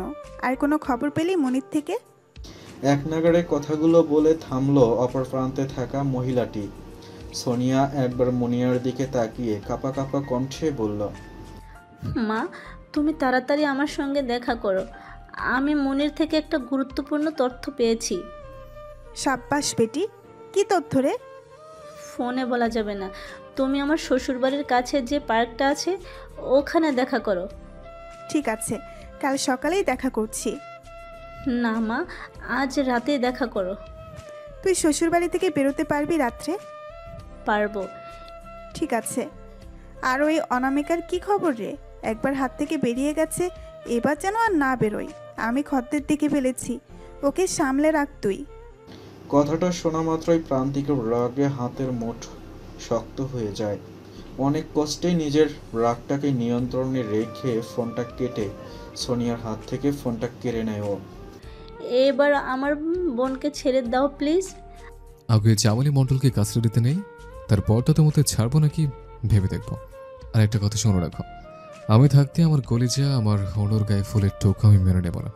আমার ওনাকে তুমি কিডন্যাপ করেছিলে, এবার তোমার যথাযথ ব্যবস্থাটা আমি করব। আমাকে তুমি যা ইচ্ছে তাই করো, কিন্তু আমার বোনটাকে ছেড়ে দাও প্লিজ। প্রান্তিক চেয়ার ছেড়ে উঠে মুনিয়ার কাছে গিয়ে দাঁড়িয়ে বলল, আমার বউ সাজার খুব শখ ছিল না? এবার দেখো এই প্রান্তিক কি জিনিস। বিশ্বাস করুন, আমি নিজে থেকে এগুলো করিনি। আমাকে দিদি যা বলেছিল আমি তাই করেছি। প্রান্তিক মুনিয়ার কথায় পাত্তা না দিয়ে ওখান থেকে চলে যায়। প্রান্তিক হসপিটালে আসতেই অনামিকা বেড থেকে নেমে ছুটে ওকে গিয়ে জড়িয়ে ধরল, যার দরুন কিছুটা টলে যায় প্রান্তিক। এখন কেমন আছো বউ? অনামিকা প্রান্তিকের বুকে মুখ গুজে ফুফিয়ে কেঁদে ওঠে। বৌদি এতটা খারাপ কেন প্রান্তিক? কেন বৌদি আমার সাথে এরকম করলো? তোমার বৌদি তোমাকে লুকিয়ে রেখে তোমার মতোই দেখতে একজনকে আমার সাথে বাড়ি পাঠিয়েছিল, আমার কাজের সব তথ্য জানার জন্য। অনামিকা প্রান্তিকের বুক থেকে মুখ তুলে অবাক নয়েদে তাকালো প্রান্তিকের দিকে। আমার মতোই দেখতে মানে? হুবহু তোমার মতো দেখতে আরো একজন মানুষ আছে। অনামিকা ঠোঁট ফুলিয়ে প্রান্তিককে বলল, কাল রাতে সে তোমার সাথে এক ঘরে ছিল? প্রান্তিক অনামিকার এমন বাচ্চা বাচ্চা মুখ দেখে মুচকি হাসল। আমি আমার বউকে চিনতে না পারলে কিভাবে হবে বলো তো? আমি ওকে কাল রাতে চিনে ফেলেছিলাম। কিভাবে চিনলে? তুমি তো বললে হুবহু আমার মতোই দেখতে। প্রান্তিক অনামিকার কোমর ধরে ওকে নিজের কাছে টেনে আনলো। তারপর কোমর থেকে শাড়িটা খানিকটা সরিয়ে অনামিকাকে ইশারা করলো ওর কোমরে থাকা তিলটার দিকে। শারীরিক দিক থেকে এটা পার্থক্য তার আর তোমার মধ্যে। অনামিকা শব্দ করে হাসলো। তারপর তুমি কি করলে? তখন মেয়েটাকে কিছু বলিনি, কাছের দোহাই দিয়ে বেরিয়ে গিয়েছিলাম। তবে তোমাকে খোঁজাটা আমার মূল লক্ষ্য হয়ে গিয়েছিল। রাত তখন 12:30 কি 1টা বাজছে। দেখলাম তোমার বৌদিকে মাথায় বড় ঘুমটা দিয়ে কোথাও একটা যাচ্ছে। ফলো করতে করতে একটা গোডাউনের সামনে পৌঁছালাম। বাইরে থেকে দেখলাম তোমাকে। তখন পুরো বিষয়টা ক্লিয়ার হলো আমার কাছে। অনামিকার চোখে অনেক কৌতূহল। তারপর কি করলে? বৌদি কোথায় এখন? আমার হেফাজতে আছে। বৌদি যখনই গোডাউন থেকে বেরোলো তখন বৌদিকে তুলে নিলাম। তারপর একটা জায়গায় বৌদিকে রেখে এসে তোমাকে উদ্ধার করলাম। তখন তোমার কোনো সেন্স ছিল না, সঙ্গে সঙ্গে এখানে নিয়ে এলাম তোমাকে। তাহলে সেই মেয়েটা কোথায়? আর ওই মেয়েটাই বা কে যে হুবহু দেখতে আমার মতো? ওই মেয়েটা হলো তোমার বৌদির বোন। আর তোমার বৌদির নাম বর্ণালী নয়, ওর আসল নাম সোনিয়া মন্ডল। আর ওর ছোট বোনের নাম মুনিয়া। ওরা হলো এই মেয়ে পাচারকারী দলের এক একটা অংশ। কি বলছো? বৌদি এসবের সাথে যুক্ত আছে? হ্যাঁ, সোনিয়ার মা এই গ্রুপের মেইন লিডার, মাস্টার মাইন্ড। মায়ের কথা মতে ও তোমার দাদাকে ফাঁসিয়ে বিয়ে করে তোমাদের বাড়িতে ঢোকে। কিন্তু আমাদের বাড়িতে ঢুকে কি লাভ বৌদির? প্রান্তিক অনামিকাকে ছেড়ে খানিকটা দূরত্বে সরে গেল। এই রহস্যটা চামলি মণ্ডলকে পেলেই জানা যাবে। মনি আর তোমাকে কেন একই রকম দেখতে, সেটাও জানতে হবে আমাকে। অনামিকা প্রান্তিকের সামনে গিয়ে করুণ চোখে তাকালো প্রান্তিকের দিকে। তুমি কি বলতে চাইছো? ওই মুনিয়া আর আমি যমজ দুই বোন? প্রান্তিক আর অনামিকা একে অপরকে জড়িয়ে ধরে হসপিটালের কেবিনের মধ্যে কতক্ষণ দাঁড়িয়েছিল নিজেরাও জানে না। হঠাৎ ডক্টরের আগমনে ধ্যান ভাঙল দুজনের। একে অপরকে ছেড়ে দিয়ে দুই প্রান্তে গিয়ে দাঁড়ালো দুইজন। ডক্টর হাসি মুখে ওদের সামনে এসে দাঁড়ালো। কি প্রান্তিক বাবু, এত লজ্জা পেলে হবে? তাহলে এখন আমি যে খবরটা দেব সেটা শুনলে কি করবেন? প্রান্তিকের মুখে আতঙ্কের ছাপ ফুটে উঠল। করুণ চোখে অনামিকার দিকে তাকিয়ে ডাক্তারকে কাঁপা কাঁপা কণ্ঠে জিজ্ঞেস করলো, কি খবর ডক্টর? কতদিন হলো বিয়ে হয়েছে আপনাদের? 9 মাস। কিন্তু বিয়ের সাথে এই খবরের কি সম্পর্ক আছে? ডক্টর হেসে প্রান্তিকের পিঠে চাপড়ে দিয়ে বলল, আগামী 7 মাস পরেই আপনাদের ঘরে নতুন সদস্য আসতে চলেছে। বিষয়টা প্রথমে দুজনের কারোরই বোধগম্য না হলেও যখন বুঝতে পারে তখন প্রান্তিক আনন্দে আত্মরা হয়ে ওঠে। ছুটে গিয়ে অনামিকার দুই কাঁধ ধরে অনামিকার চোখে দেখেও স্পষ্ট বোঝা যাচ্ছে এটা ওর অজানা ছিল। তুমি বুঝতে পেরেছিলে? তাহলে আমাকে আগে কেন বলনি? আমি জানতাম না, এখনই ওনার মুখ থেকে জানলাম। প্রান্তিক অনামিকাকে ছেড়ে ডক্টরের কাছে গিয়ে ওনার হাত দুটো ধরে মুঠো করে। Thank you doctor. এই মুহূর্তে খুশির সংবাদটা আমাদের জন্য দরকার ছিল অনেক। Thank you so much. আমরাও বিষয়টা ভেবে দেখিনি, কিন্তু আজ সকালের দিকে দেখি ম্যাডাম বারবার বমি করছিলেন, কয়েকবার মাথা ঘুরিয়ে পড়েও গিয়েছিলেন। তখন সন্দেহ হতেই একটা ইউরিন টেস্ট করাই, তখনই শিওর হয়ে ব্যাপারটা। আমি ওকে আজই বাড়ি নিয়ে যেতে পারবো তো ডক্টর? না, আমরা চাইছি আজকে রাতটা অবজারভেশনে রেখে কাল সকালে ছুটি দিয়ে দেব। ওকে ডক্টর। ডক্টর কেবিন থেকে বেরিয়ে গেলে প্রান্তিক অনামিকাকে খুশিতে জড়িয়ে ধরে ওর ঠোঁটে দীর্ঘ সময় নিয়ে চুমু খেয়ে বলল, থ্যাংক ইউ সো মাচ অনু, আমাকে এরকম একটা খুশির খবর শোনার সুযোগ করে দেওয়ার জন্য। আমি বাবা হব। এই ক্রিটিক্যাল সময় এর থেকে ভালো খবর আর কিছু হতে পারে না। আমি তোমার সন্তানের মা হতে চলেছি প্রান্তিক। প্রান্তিক অনামিকাকে ছেড়ে চোখের কোণে লেগে থাকা আনন্দের অশ্রুতা হাতের পিছন দিয়ে মুছে দিল। আমাকে এখন যেতে হবে অনু, তুমি সাবধানে থাকবে কেমন? কোথায় যাবে তুমি এখন? আমাদের সন্তানকে একটা বিপদমুক্ত পৃথিবী দেওয়ার জন্য পৃথিবী থেকে কয়েকটা আবর্জনাকে পরিষ্কার করতে যাব। যা করার সাবধানে করবে। মনে রেখো, তুমি ছাড়া আমাদের সন্তানের কিন্তু আর কেউ নেই। প্রান্তিক অনামিকার দুই গালে হাত রেখে ভরসা দিল, তারপর বেরিয়ে গেল কেবিন থেকে। প্রান্তিক চলে যেতেই অনামিকা নিজের ডান হাতটা পেটের ওপর রাখল, চোখ বন্ধ করে অনুভব করতে থাকলো নিজের সন্তানের উপস্থিত। অন্ধকার অমাবস্যার রাত, চারদিকে শুনশান নীরবতা, শুধু মাঝে মাঝে টিপ টিপ করে বৃষ্টি পড়ছে। পার্কের একটা বেঞ্চে বসে আছে বর্ণালী ওরফে সোনিয়া। কয়েক হাত দূরে থেকে ওকে নজরে রেখেছে প্রান্তিক আর ওর পুরো টিম। প্রায় ঘন্টাখানেক অপেক্ষা করার পর কালো চাদর গায়ে জড়িত একজন মহিলা এগিয়ে এলো সোনিয়ার কাছে। সোনিয়া উঠে দাঁড়িয়ে একটা শুকনো ঢোক গিলল। মা, বেশি সময় নেই, যা বলার তাড়াতাড়ি বল, না হলে এক্ষুনি ভোরের আলো ফুটে যাবে। এত এত দেরি করে এলে কেন তুমি? সোনিয়ার কথা বলার ধরনে ওর মায়ের সন্দেহ হলো। তুই এমন তুতলাচ্ছিস কেন সনি? কিছু লুকাচ্ছিস আমার থেকে? মা, কি ম্যামা করছিস? যেটা বলার জন্য ডেকেছিস সেটা তাড়াতাড়ি বল।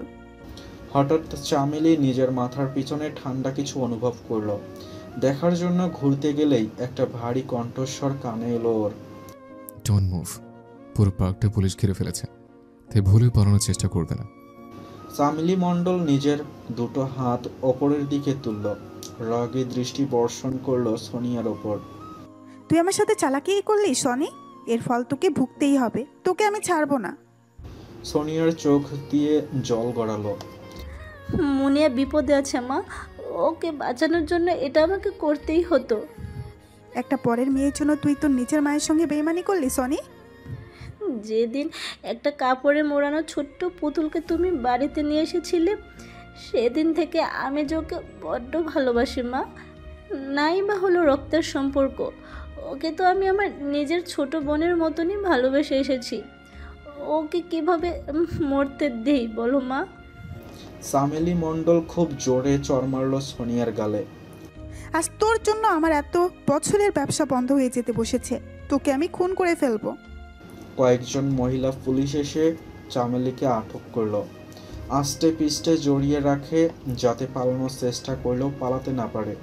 চামেলি ছটফট করতে থাকেন। সোনিয়া নিজের চোখের জলটা মুছে সোজা হয়ে দাঁড়ায় মায়ের সামনে। মুনিয়া কে মা? কি ওর আসল পরিচয়? অনামিকা আর মুনিয়া একই রকম দেখতে কিভাবে হয়? খুব সাহস বেড়ে গেছে তোর সনি। আমাকে প্রশ্ন করার ঔদ্ধত্য ভুলেও দেখাবি না। মুনিয়ার আসল পরিচয় কি মা? শোন তাহলে, মুনিয়া হলো তোর শ্বশুর শাশুড়ির মেয়ে, অনামিকার যমজ বোন। আজ থেকে 22 বছর আগে আমি ওকে হসপিটাল থেকে চুরি করে এনেছিলাম। কোনো মায়ের কোল খালি করার ব্যবসা কি সেদিন থেকে শুরু হয়েছিল মা তোমার? তুই আমার সাথে এভাবে কথা বলতে পারিস না, খুন করে ফেলবো তোকে। প্রান্তিক এবার চামেলির সামনে এসে দাঁড়ালো। নিজেকে খুব চালাক মনে করো তুমি চামেলি মণ্ডল? এতগুলো বছর ধরে কয়েক হাজার মেয়ের সাথে তুমি একই খেলা খেলে যাচ্ছ। এবার তোমার দিন শেষ হবে চামেলি মণ্ডল। চামেলি হো হো করে হেসে উঠল। হ্যাঁ হ্যাঁ, কিচ্ছু করতে পারবি না তোরা আমার ক্ষমতার কাছে তোরা সব চুনোপুঁঠি মাত্র। প্রান্তিক মজুমদারের সাথে চ্যালেঞ্জ নিস না চামেলি মণ্ডল। গত 6 বছর ধরে প্রতিশোধের আগুনে চলছে আমি। আজ অনামিকাকে তুলে এনে তুই সে আগুনে ঘি ঢেলেছিস। এত সহজে প্রতিশোধের আগুন আমি নিভাবো না কিন্তু। প্রতিশোধ? কিসের প্রতিশোধ? আমার বোনের সুন্দর ভবিষ্যৎ নষ্ট করে দেওয়ার প্রতিশোধ। আমার বোনকে অক্ষম করে দেওয়ার জন্য প্রতিশোধ। আজ আমার মতো যদি প্রতিটা দাদা একত্রিত হয়, ভেবে দেখেছিস কি হবে তোর? কি হবে তোর পাপের সাম্রাজ্যের? চামেলি মণ্ডল অবাক নয়নে তাকালো প্রান্তিকের দিকে। কে তোর বোন? প্রণতি মজুমদার, যে 6 বছর আগে প্রথমের ফাঁদে পা দিয়ে নিজের জীবন শেষ করেছে। ও, তাহলে তুই এই জন্যই অনামিকাকে কেনার এত বড় নাটকটা করলি আমার সাথে? হ্যাঁ, তোমার যদি ফাঁসি হয় নিজ দায়িত্বে সে ব্যবস্থা করবো আমি। অফিসে নিয়ে যান ওদের দুজনকে। চামেলি মণ্ডল আর সোনিয়ার হাতে হাত করা পড়ায় মহিলা পুলিশ। সোনিয়া প্রান্তিকের কাছে এগিয়ে এসে বলল, আমার বোন কোথায় প্রান্তিক? জেলে। ও এইসবের মধ্যে নেই প্রান্তিক, ওকে ছেড়ে দাও প্লিজ। সেটা কোর্ট ডিসাইড করবে। পাপ কাজের কেমন পরিণাম হয় দেখলে তো বৌদি। নিজের 3 বছরের বাচ্চা ছেলেটা জীবন নষ্ট করে দিলে তুমি। নিজের ছেলের কথা ভেবে সোনিয়া কাঁদল। যেই ছেলে মা ছাড়া কিছুই বোঝে না, সেই ছেলে একা একা থাকবে কি করে ভাবলেই বুক কেঁপে ওঠে ওর।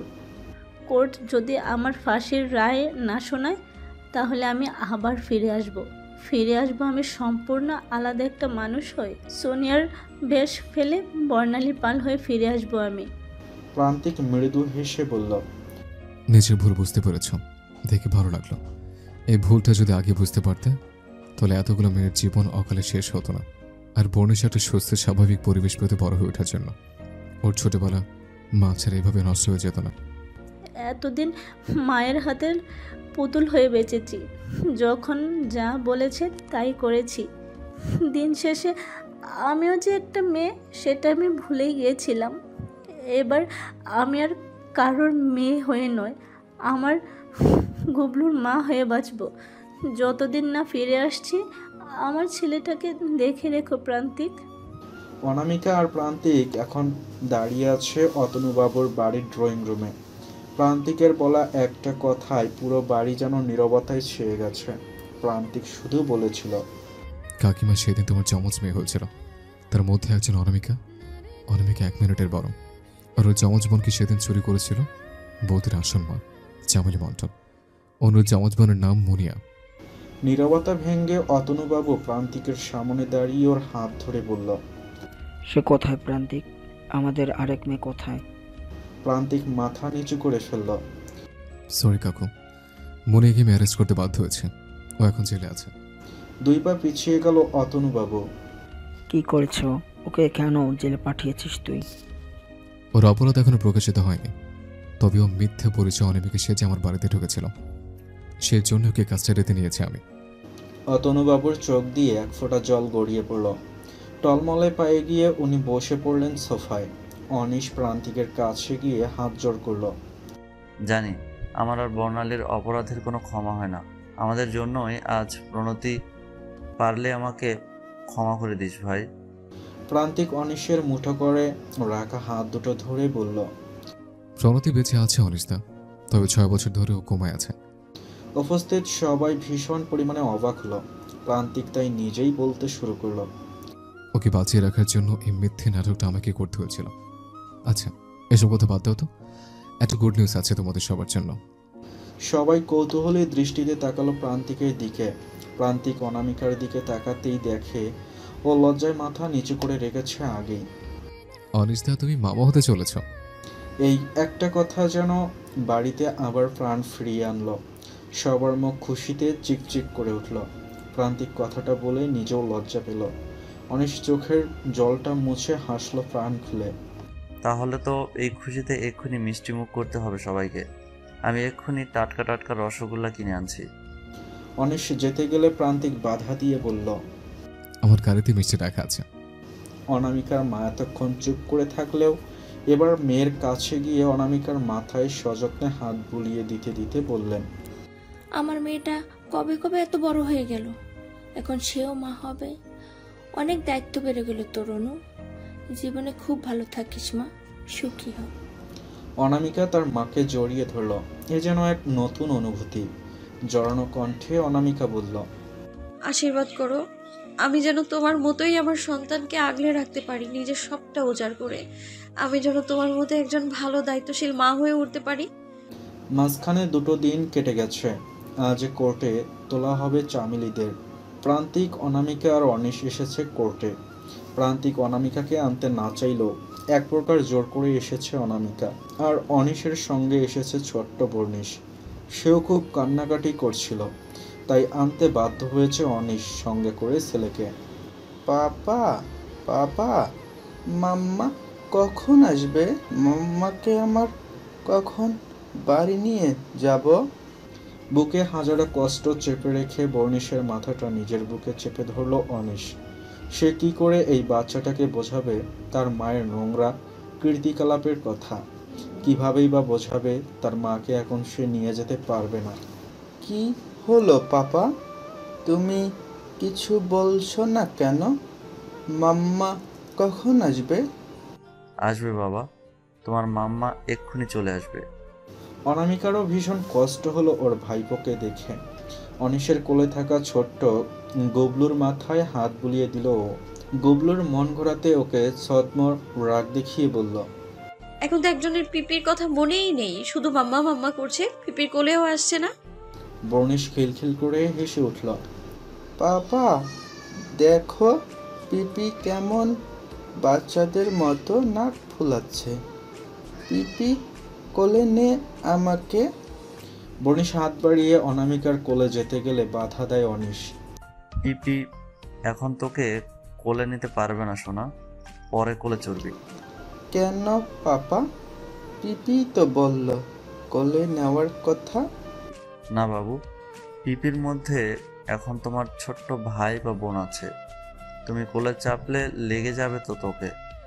ওদের কথার মাঝেই পুলিশ চামেলি, সোনিয়া আর মুনিয়াকে নিয়ে কোর্টের সামনে আসে। সোনিয়া ছেলেকে দেখে পুলিশকে রিকোয়েস্ট করে একবার যেন ওর কাছে ছেলেকে নিয়ে যাওয়া হয়। পুলিশ ওদের নিয়ে যায় ওখানে। বর্ণিশ মাকে দেখেই মায়ের কাছে যাওয়ার জন্য লাফিয়ে ওঠে। সোনিয়া হাত বাড়ায়, কিন্তু অনিশ ছাড়ে না বর্ণিশকে। খবরদার বর্ণালী, আমাদের যা ক্ষতি করেছো। আমার ছেলের দিকে হাত বাড়ানোর চেষ্টা ভুলেও করবে না তুমি। বর্ণালীর চোখ দিয়ে জল গড়িয়ে পড়ল। গুবলু আমারও ছেলে অনিশ, প্লিজ একবার ওকে আমার কাছে দাও। দেখো ও আমার কাছে আসার জন্য কেমন ছটফট করছে। ও ছোট তো, তাই বুঝতে পারছে না ওর মায়ের আসল রূপটা। অফিসার, এদের নিয়ে যান প্লিজ। বর্ণালী হাতের উল্টো পিঠ দিয়ে চোখের জলটা মুছে নিল। পুলিশ ওদের নিয়ে যেতে যেতে গেলে অনামিকা বাধা দিয়ে বলল, দাঁড়ান অফিসার, কিছু কথা আছে আমার ওনাদের সাথে। অনামিকা বাধা দেয় প্রান্তিক। ও চায় না অনামিকা এই অবস্থায় রিস্ক নিয়ে ওদের সামনে দাঁড়াক, কিন্তু অনামিকা প্রান্তিকের কোনো কথা শোনে না। মুনিয়ার সামনে গিয়ে দাঁড়ায় অনামিকা। চোখের সামনে যেন আয়নায় নিজেরই প্রতিচ্ছবি দেখছে দুজনে। দুজনকে আপাদমস্তক দেখলো ভালোভাবে, তারপর হাসলো অনামিকা। আজ তোর আমাদের সাথেই থাকার কথা ছিল, কিন্তু পরিস্থিতি আমাদের দুজনকে আলাদা করে দিয়েছে। মুনিয়া হাত করা পড়া অবস্থাতেই অনামিকার হাত ধরল। আমাকে প্রান্তিক বাবু কাল বলেছিলেন তুই আমার দিদি, তখন বিশ্বাস না করলেও এখন আমি মানতে বাধ্য হচ্ছি। বিশ্বাস কর, আমি কিচ্ছু জানি না এসবের। আমাকে শুধু দিদি মানে সোনিয়া দিদি যা বলতে বলেছিল শুধু তাই করেছি আমি। তুই যদি নির্দোষ হোস সেটা ঠিকই প্রমাণ হবে। বিনা অপরাধে আমরাও তোকে শাস্তি পেতে দেব না। মুনিয়াকে ভরসা দিয়ে অনামিকা চামেলি মণ্ডলের সামনে গিয়ে দাঁড়ালো। চামেলি রাগে রাগে চোখ করে তাকালো ওর দিকে। সেটা দেখে অনামিকা হাসলো। কেন আলাদা করেছিলে আমাদের দুই বোনকে? কেন মুনিয়ার জীবনটা বিষিয়ে দিলে? কেন এবার নিজের মেয়েকে নকল পরিচয় আমাদের বাড়ির বউ করে পাঠিয়েছিলে? কেন বলো? মুখের মধ্যে একটা তাচ্ছিল্যের ভাব এনে চামেলি মণ্ডল বললেন, প্রতিশোধ নিতে। প্রতিশোধ? উপস্থিত সবাই বেশ অবাক হলো। অনামিকা ভ্রুকুচকে প্রশ্ন করলো চামেলিকে, কিসের প্রতিশোধ? তোর দাদুকে খুন করার অপরাধে আমার বাবা আর মামাকে জেলে পাঠিয়েছিল তোর বাপ, তাও আবার বিনা অপরাধে। অনিশ অবাক হলো। অনামিকা এইসব বিষয়ে না জানলেও অনিশ জানে এটা। ওর বয়স তখন বছর 5 হবে। সেই সময় ওর দাদু খুন হয়ে ছুরির আঘাতে। ও সেটা নিজের চোখে দেখেছিল। আবসা আবসা মনে থাকলেও পুরোটা মনে নেই ওর। আজ থেকে প্রায় 28-29 বছর আগের ঘটনা এটা। বড় হয়ে এই বিষয়ে শুনেছিল ও বাবার মুখ থেকে। আপনি তাহলে মদন সান্যালের মেয়ে? আপনার বাবা আর মামা নির্দোষ ছিল না? আমার দাদুকে খুব নির্মমভাবে হত্যা করেছিল ওরা। আমার এখনো আবছা আবছা মনে আছে কতবার ওরা আমার দাদুর পিঠে ছুরি ঢুকিয়েছিল। মিথ্যা, সব মিথ্যা। আর এই জন্যই আমি প্রতিশোধ নিতে চেয়েছিলাম। প্রথমে তোকে টার্গেট করি প্রীতমের মাধ্যমে, তুই আমার দলের মধ্যে ঢুকিস। তারপর সনিকে পাঠাই তোকে মিথ্যা ভালোবাসার জালে ফাঁসিয়ে তোর সব সম্পত্তি হাতিয়ে নেওয়ার জন্য।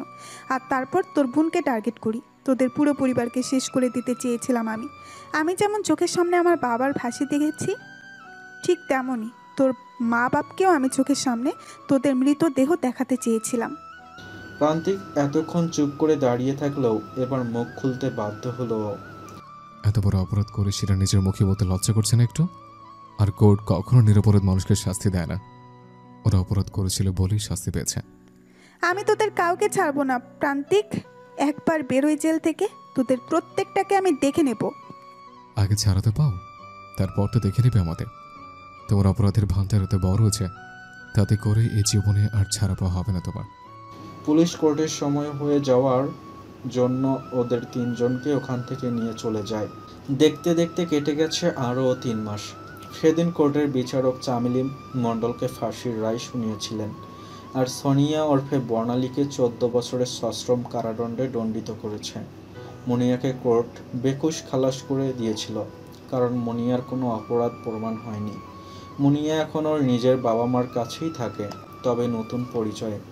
মুনিয়ার নাম পরিবর্তন করে রাখা হয়েছে অনিন্দিতা পাল, অনামিকার বোন অনন্দিতা।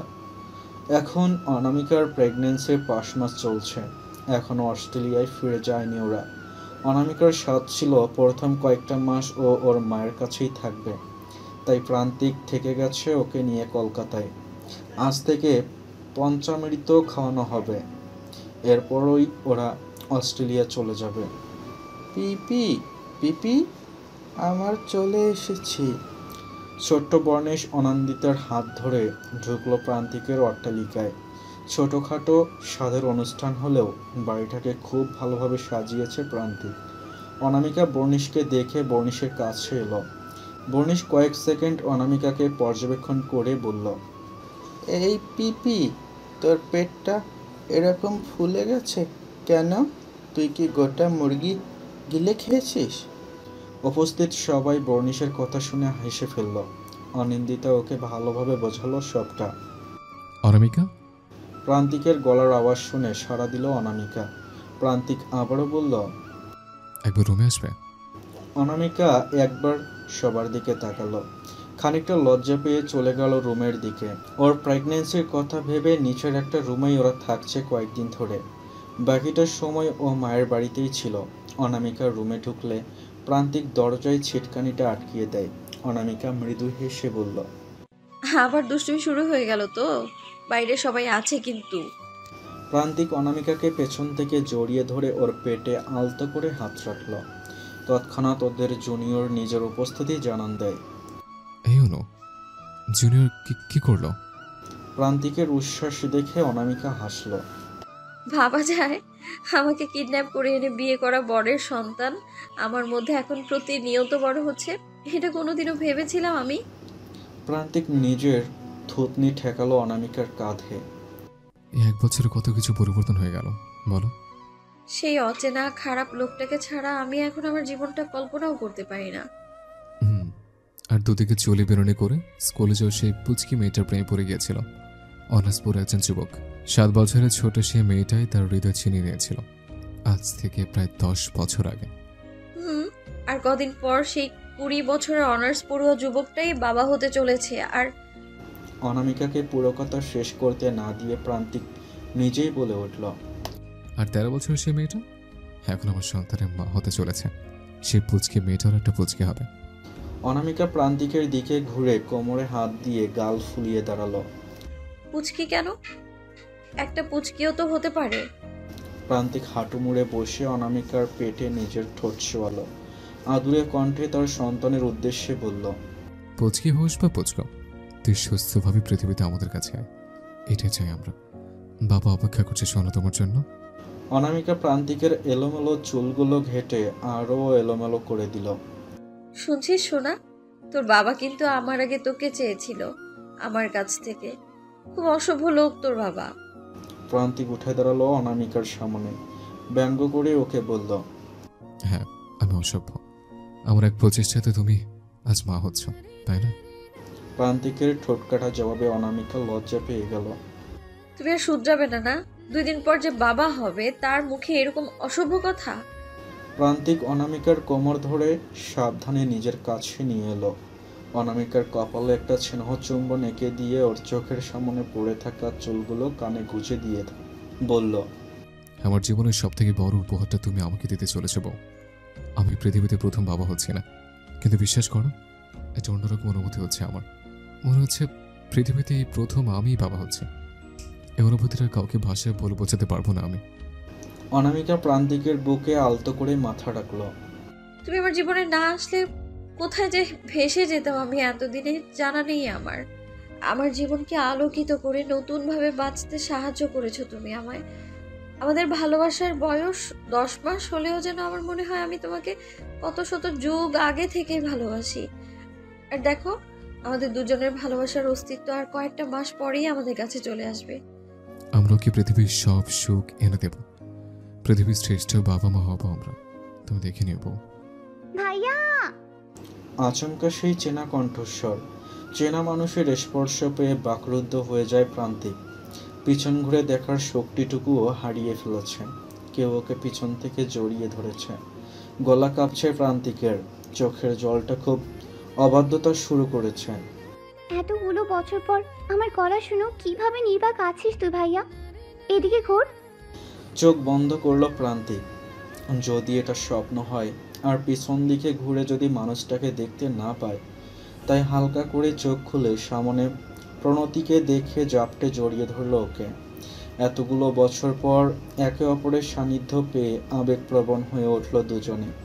নিজেদের সমস্ত আবেগ, অনুভূতি, দুঃখ, কষ্ট ভাসিয়ে দিল চোখের জলে। এতদিন পর ভাইয়ের কথা মনে পড়লো তোর? 6টা বছর ধরে আমাকে খুব কষ্ট দিয়েছিস তুই। ভাইয়ের সাথে ঝগড়া না করে কিভাবে ছিলিস এত বছর? বেশ কিছুক্ষণ কাটলো দুই ভাই বোনের একে অপরকে জড়িয়ে ধরে। দুই ভাই বোনের এমন আবেগঘন মুহূর্তে দেখে অনামিকার চোখেও জল চলে এলো।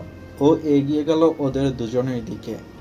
অনামিকাকে দেখে প্রান্তিক প্রণতিকে ছেড়ে দিয়ে দাঁড়ালো। প্রণতি অনামিকাকে খানিকক্ষণ পর্যবেক্ষণ করলো। তারপর প্রান্তিকের দিকে রাগের দৃষ্টিতে তাকিয়ে বলল, আমার জন্য একটু অপেক্ষা করা গেল না ভাইয়া? এর মধ্যে বিয়েও করে ফেললি তুই? অনেক কিছু ঘটে গেছে 6 বছরের ছুটকে। এক প্রকার বাধ্য হয়ে এত তাড়াতাড়ি বিয়ে করা আমার। নাহলে তো প্ল্যান ছিল অনুষ্ঠান করে ধুমধাম করে অনামিকাকে বিয়ে করব। প্রণতি কিছুটা বিস্ময়ের সাথে বলল, 1 মিনিট, অনামিকা?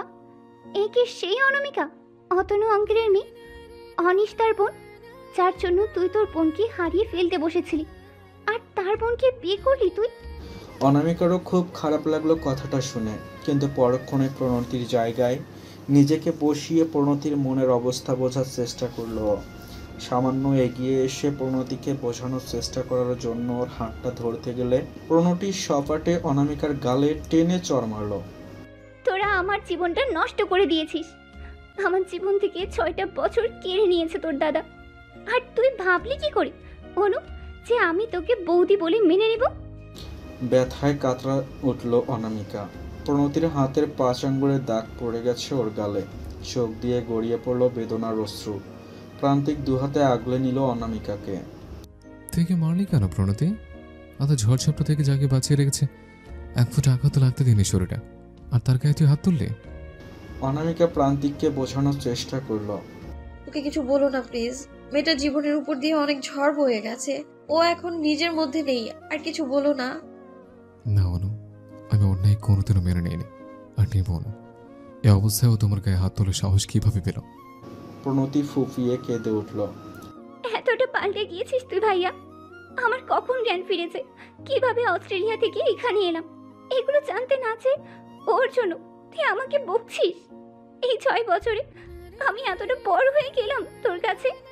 প্রান্তিক প্রণতির কান্না ভেজা মুখটা সহ্য করতে পারল না। আলতো করে 2 হাত রাখলো প্রণতির গালে।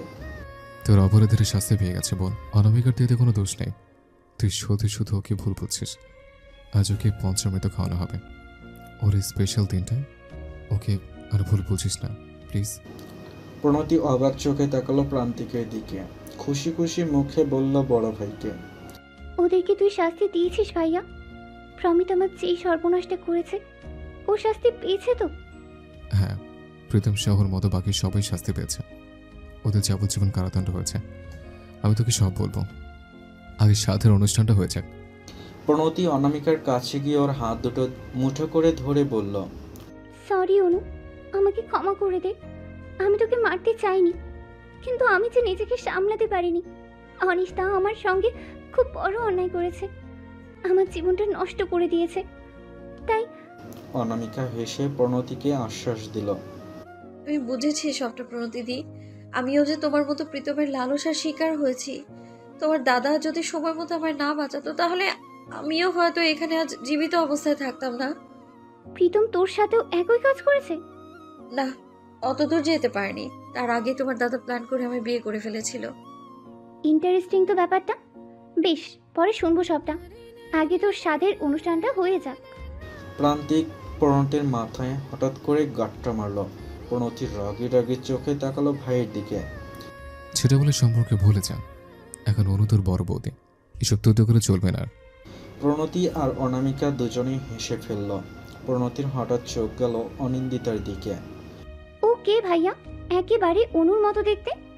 অনিন্দিতা প্রণতির কাছে এগিয়ে এসে বলল, আমি অনামিকার যমজ বোন, মাত্র 1 মিনিটের ছোট আমি। আমার নাম অনিন্দিতা, অনিন্দিতা পাল। প্রণতির মাথার ভিতরটা যেন সব ঘেটে গেল। এক মুহূর্তের জন্য মনে হলো ও যেন ওর স্মৃতিশক্তি হারিয়ে ফেলেছে। মাথাটা শক্ত করে চেপে ধরলো 2 হাত দিয়ে। আমার কেন কিছু মনে পড়ছে না? অনামিকার তো কোনো যমজ বোনকে আমি দেখিনি। তাহলে আমি কি ভুলে গেছি সবটা? কার সাথে তুই কলকাতায় এসেছিস বোন? ডক্টর আঙ্কেলের সাথে। সময় কারোর জন্য কখনো থেমে থাকে না। 13 বছরের সদ্য বয়সন্ধিতে পা দেওয়া আন্তিক মজুমদার যেন এখনো সেই ছোট্টটিই রয়ে গেছে। এখনো মায়ের হাতে ছাড়া খেতে পারে না। মা ছাড়া যেন ওর পৃথিবীটা অন্ধকার। তার পুরো পৃথিবী জুড়ে অনামিকার অবস্থান। এই নিয়ে আবার 6 বছরের ছোট্ট অন্তিকার ঘোর অভিযোগ। তুমি আমাকে একটুও ভালোবাসো না মাম্মা। তুমি শুধু ওই আন্টিক গতির পিছনেই পড়ে থাকো। যখন থেকে দাদার ভূগোল বইয়ে আন্তিক গতি সম্পর্কে জেনেছে তখন থেকে এই নামে রাগায় ও দাদাকে। আন্তিক খুব রেগে যায় ছোট্ট বোনের উপরে। দেখেছো মাম্মা, ওই আন্টার্কটিকাটা আবার আমাকে এই নামে ডাকলো। আন্তিক আর অন্তিকা, অনামিকা আর প্রান্তিকের দুই ছেলে মেয়ে। অনামিকা তার এই দুটো ছেলে মানুষকে সামলাতে সামলাতে নাজেহাল হয়ে যায়। তবে আজকে ওর একটুও সময় নেই হাতে।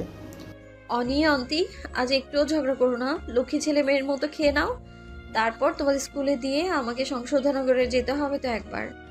ছোট্ট অন্তিকা অনামিকার সামনে বসে ভ্রু কুঁচকে জিজ্ঞেস করলো, মা, সংশোধনাগার কি? তোমাদের মামি মাকে আনতে যাব। আজ অনেক বছর পর তোমাদের বর্ণিশ দাদা তার মায়ের সাথে থাকতে পারবে। আন্তিক আর অন্তিকা শান্ত হয়ে খেয়ে নেয়। তারপর অনামিকা ওদের স্কুল যাওয়ার জন্য রেডি করে। ওদের নিয়ে বেরিয়ে পড়ল। প্রথমে অনামিকা তার মায়ের বাড়িতে যায়। ওখান থেকে অনিশদা আর বর্ণিশকে গাড়িতে তোলেও। বর্ণিশকে দেখে আনন্দে লাফিয়ে ওঠে অন্তিকা। গুবলু দাদা, আমিও তোমাদের সঙ্গে যাব। সামনের বছর উচ্চ মাধ্যমিক দেবে বর্ণিশ। মাকে ছাড়াই ওর জীবনের এই 14টা বছর কেটেছে। বর্ণালী অনিশকে ডিভোর্স দিয়ে দ্বিতীয় বিয়ের কথা বললেও ছেলের কথা ভেবে রাজি হয়নি অনিশ। মা অন্তপ্রাণ ছেলেটাও মাকে ছাড়া চলতে শিখে গেছে, এগিয়ে এসেছে জীবনের অনেকটা পথ। এইসব ভাবতে ভাবতেই ওদের গাড়ি এসে থামে সংশোধনাগারের সামনে। আন্তরিক আর অন্তিকা এক প্রকার জোর করেই এসেছে। গাড়ি থেকে নেমেই প্রান্তিককে দেখে অন্তিকা দৌড়ে প্রান্তিকের কোলে উঠে পড়ে। এ কি মাম্মা, তোমরা স্কুলে না গিয়ে এখানে এসছো কেন? অনামিকা কিছু বলতে যাবে তার আগেই আন্তিক বলে ওঠে, দেখো না পাপা, আন্টার্কটিকা খুব বায়না করছিল আসবে বলে, তাই মা আমাদের এখানে আনলো গি। অন্তিক খুব রেগে যায় মিথ্যে কথা শুনে। পাপ্পা আমাকে বেশি ভালোবাসি বলে তোর এত হিংসে কেন? আন্টিক গতি, আমার নামে মিথ্যা কথা বানিয়ে বানিয়ে বলছিস পাপার কাছে? অনামিকা দুজনকে চোখের ইশারায় চুপ করায়। অনিন্দিতা আর সৌরদয় এসেছেন? হ্যাঁ, ওদিকটা দাঁড়িয়ে আছে, চলো সবাই। সবাই মিলে সংশোধনাগারের গেটের সামনে গিয়ে দাঁড়ায়। কিছুক্ষণের মধ্যেই বেরিয়ে আসে বর্ণালী, সম্পূর্ণ নতুন এক মানুষ হয়ে। প্রথমেই বর্ণালী নিজের ছেলের কাছে এসে জড়িয়ে ধরে ওকে। আমাকে ক্ষমা করে দে বাবা, আমি তোর ছেলেবেলাটা সুন্দরভাবে সাজিয়ে দিতে পারিনি, কিন্তু তোর বাকি জীবনটা আমি নিজের হাতে সুন্দরভাবে গুছিয়ে দেব সোনা, একটুও কষ্ট পেতে দেব না, কথা দিলাম তোকে। মাম্মা, আমার মাম্মা। আন্তিক আর অন্তিতাকে ঘুম পাড়িয়ে সবেমাত্র নিজের বেডরুমে এসে বসলো অনামিকা। ব্যালকনি থেকে প্রান্তিক এসে পিছন থেকে জড়িয়ে ধরলো ওকে। মেয়ে ঘুমালো? এদিকে দুই ভাই বোন সাপ আর বেজি, কিন্তু ঘুমানোর সময় নাকি একে অপরকে ছাড়া ঘুমিয়ে আসে না তাদের। কথাটা বলেই হেসে উঠলো অনামিকা। প্রান্তিক অনামিকাকে ছেড়ে এবার ওর কোলে মাথা দিয়ে লম্বা হয়ে বিছানায় শুয়ে পড়ল। অনামিকা মুচকে হাসল। তুমিও কি ওদের মতো বাচ্চা হয়ে গেলে নাকি? প্রান্তিক হাসি হাসি মুখ করে বলল, জানো আমি মামা হতে চলেছে। অনামিকা কাঁদো কাঁদো মুখ করে বলল, সত্যি? প্রণতি প্রেগনেন্ট? যাক, এত বছরের অপেক্ষার অবসান ঘটলো ওদের, না হলে মেয়েটা খুব কষ্ট পাচ্ছিল। কিছুক্ষণ আগেই রণ জানালো এই গুড নিউজটা। রণের কাছে আমার কৃতজ্ঞতার শেষ নেই, ওর মতো ভালো ছেলে হয় না। অনামিকা প্রান্তিকের চুলে বেলি কেটে দিতে দিতে বলল, রণদার জন্যই তো প্রণতি ওর সমস্ত অতীত ভুলে নতুন ভাবে আবার নিজের জীবন শুরু করতে পেরেছে। প্রান্তিক হঠাৎ উঠে বসল। এই বউ। প্রান্তিকের মতিগতি অনামিকা মাঝে মধ্যে বুঝতে পারে না। কি চলছে আমার মাথায়? সামনে তো আমাদের 15তম বিবাহ বার্ষিকী, চলো না অস্ট্রেলিয়ার ওই 4 দেয়ালের মধ্যে আমরা সেলিব্রেট করি ওই স্পেশাল দিনটা, যেখান থেকে আমাদের নতুন সংসার শুরু হয়েছিল। অনামিকার মনটা মুহূর্তে খারাপ হয়ে গেল। অনির ফাইনাল এক্সাম আছে কদিন পর, কিভাবে যাই বলো তো? অনির প্রিন্সিপালের সাথে আমার কথা হয়েছে, এখনো মাসখানেক বাকি আছে অনির ফাইনাল এক্সামের। চলো নেক্সট উইকে এক সপ্তাহের জন্য আমরা অস্ট্রেলিয়া থেকে ঘুরে আসি। অনামিকা প্রান্তিকের কাঁধে আরামে মাথা রেখে বলল, আমার জন্য তুমি তোমার শহর ছেড়ে এই শহরে এলে, আর আমি তোমার এই ইচ্ছেটা পূরণ করব না? প্রান্তিক অনামিকার দুই গালে শব্দ করে চুমু খেল। তারপর ঠোঁটে দীর্ঘ সময় নিয়ে চুমু খেতে থাকলো। অনামিকা খানিকটা অবাক হলো, পরক্ষণে হেসে ফেলল। অনি আর অন্তি যখন জীবনে সাকসেসফুল হয়ে যাবে, ওদের বিয়ে দিয়ে আমরা দুজন গিয়ে তোমার শহরে থাকবো, নিভৃতে নির্জনে ভালোবেসে। দেখতে দেখতে বিবাহিত জীবনের 15টা বছর কাটিয়ে ফেললাম আমরা। আমার সন্তানের মা হওয়ার প্রস্তাব দেওয়া থেকে আজ তুমি আমার 2 সন্তানের মা। জীবনটা কিভাবে পরিবর্তন হয়ে গেল, তাই না? এরপরে যতগুলো মনুষ্য জীবন পাবো, ততগুলো জীবনে আমি শুধু তোমাকেই চাই, আমার পাশে, আমার জীবন সঙ্গী হিসেবে, আমার সন্তানদের বাবা হিসেবে। তুমি সেখানে থাকো, আমি ঠিক খুঁজে নেব তোমাকে। অনেক ভালোবাসি বউ। অনামিকা প্রান্তিকের প্রশস্ত বুকে মাথা রেখে আরামে চোখ বুজে বলল, আমিও ভীষণ ভীষণ ভীষণ ভালোবাসি আমার 2 নয়নের পুরীর বাবাকে।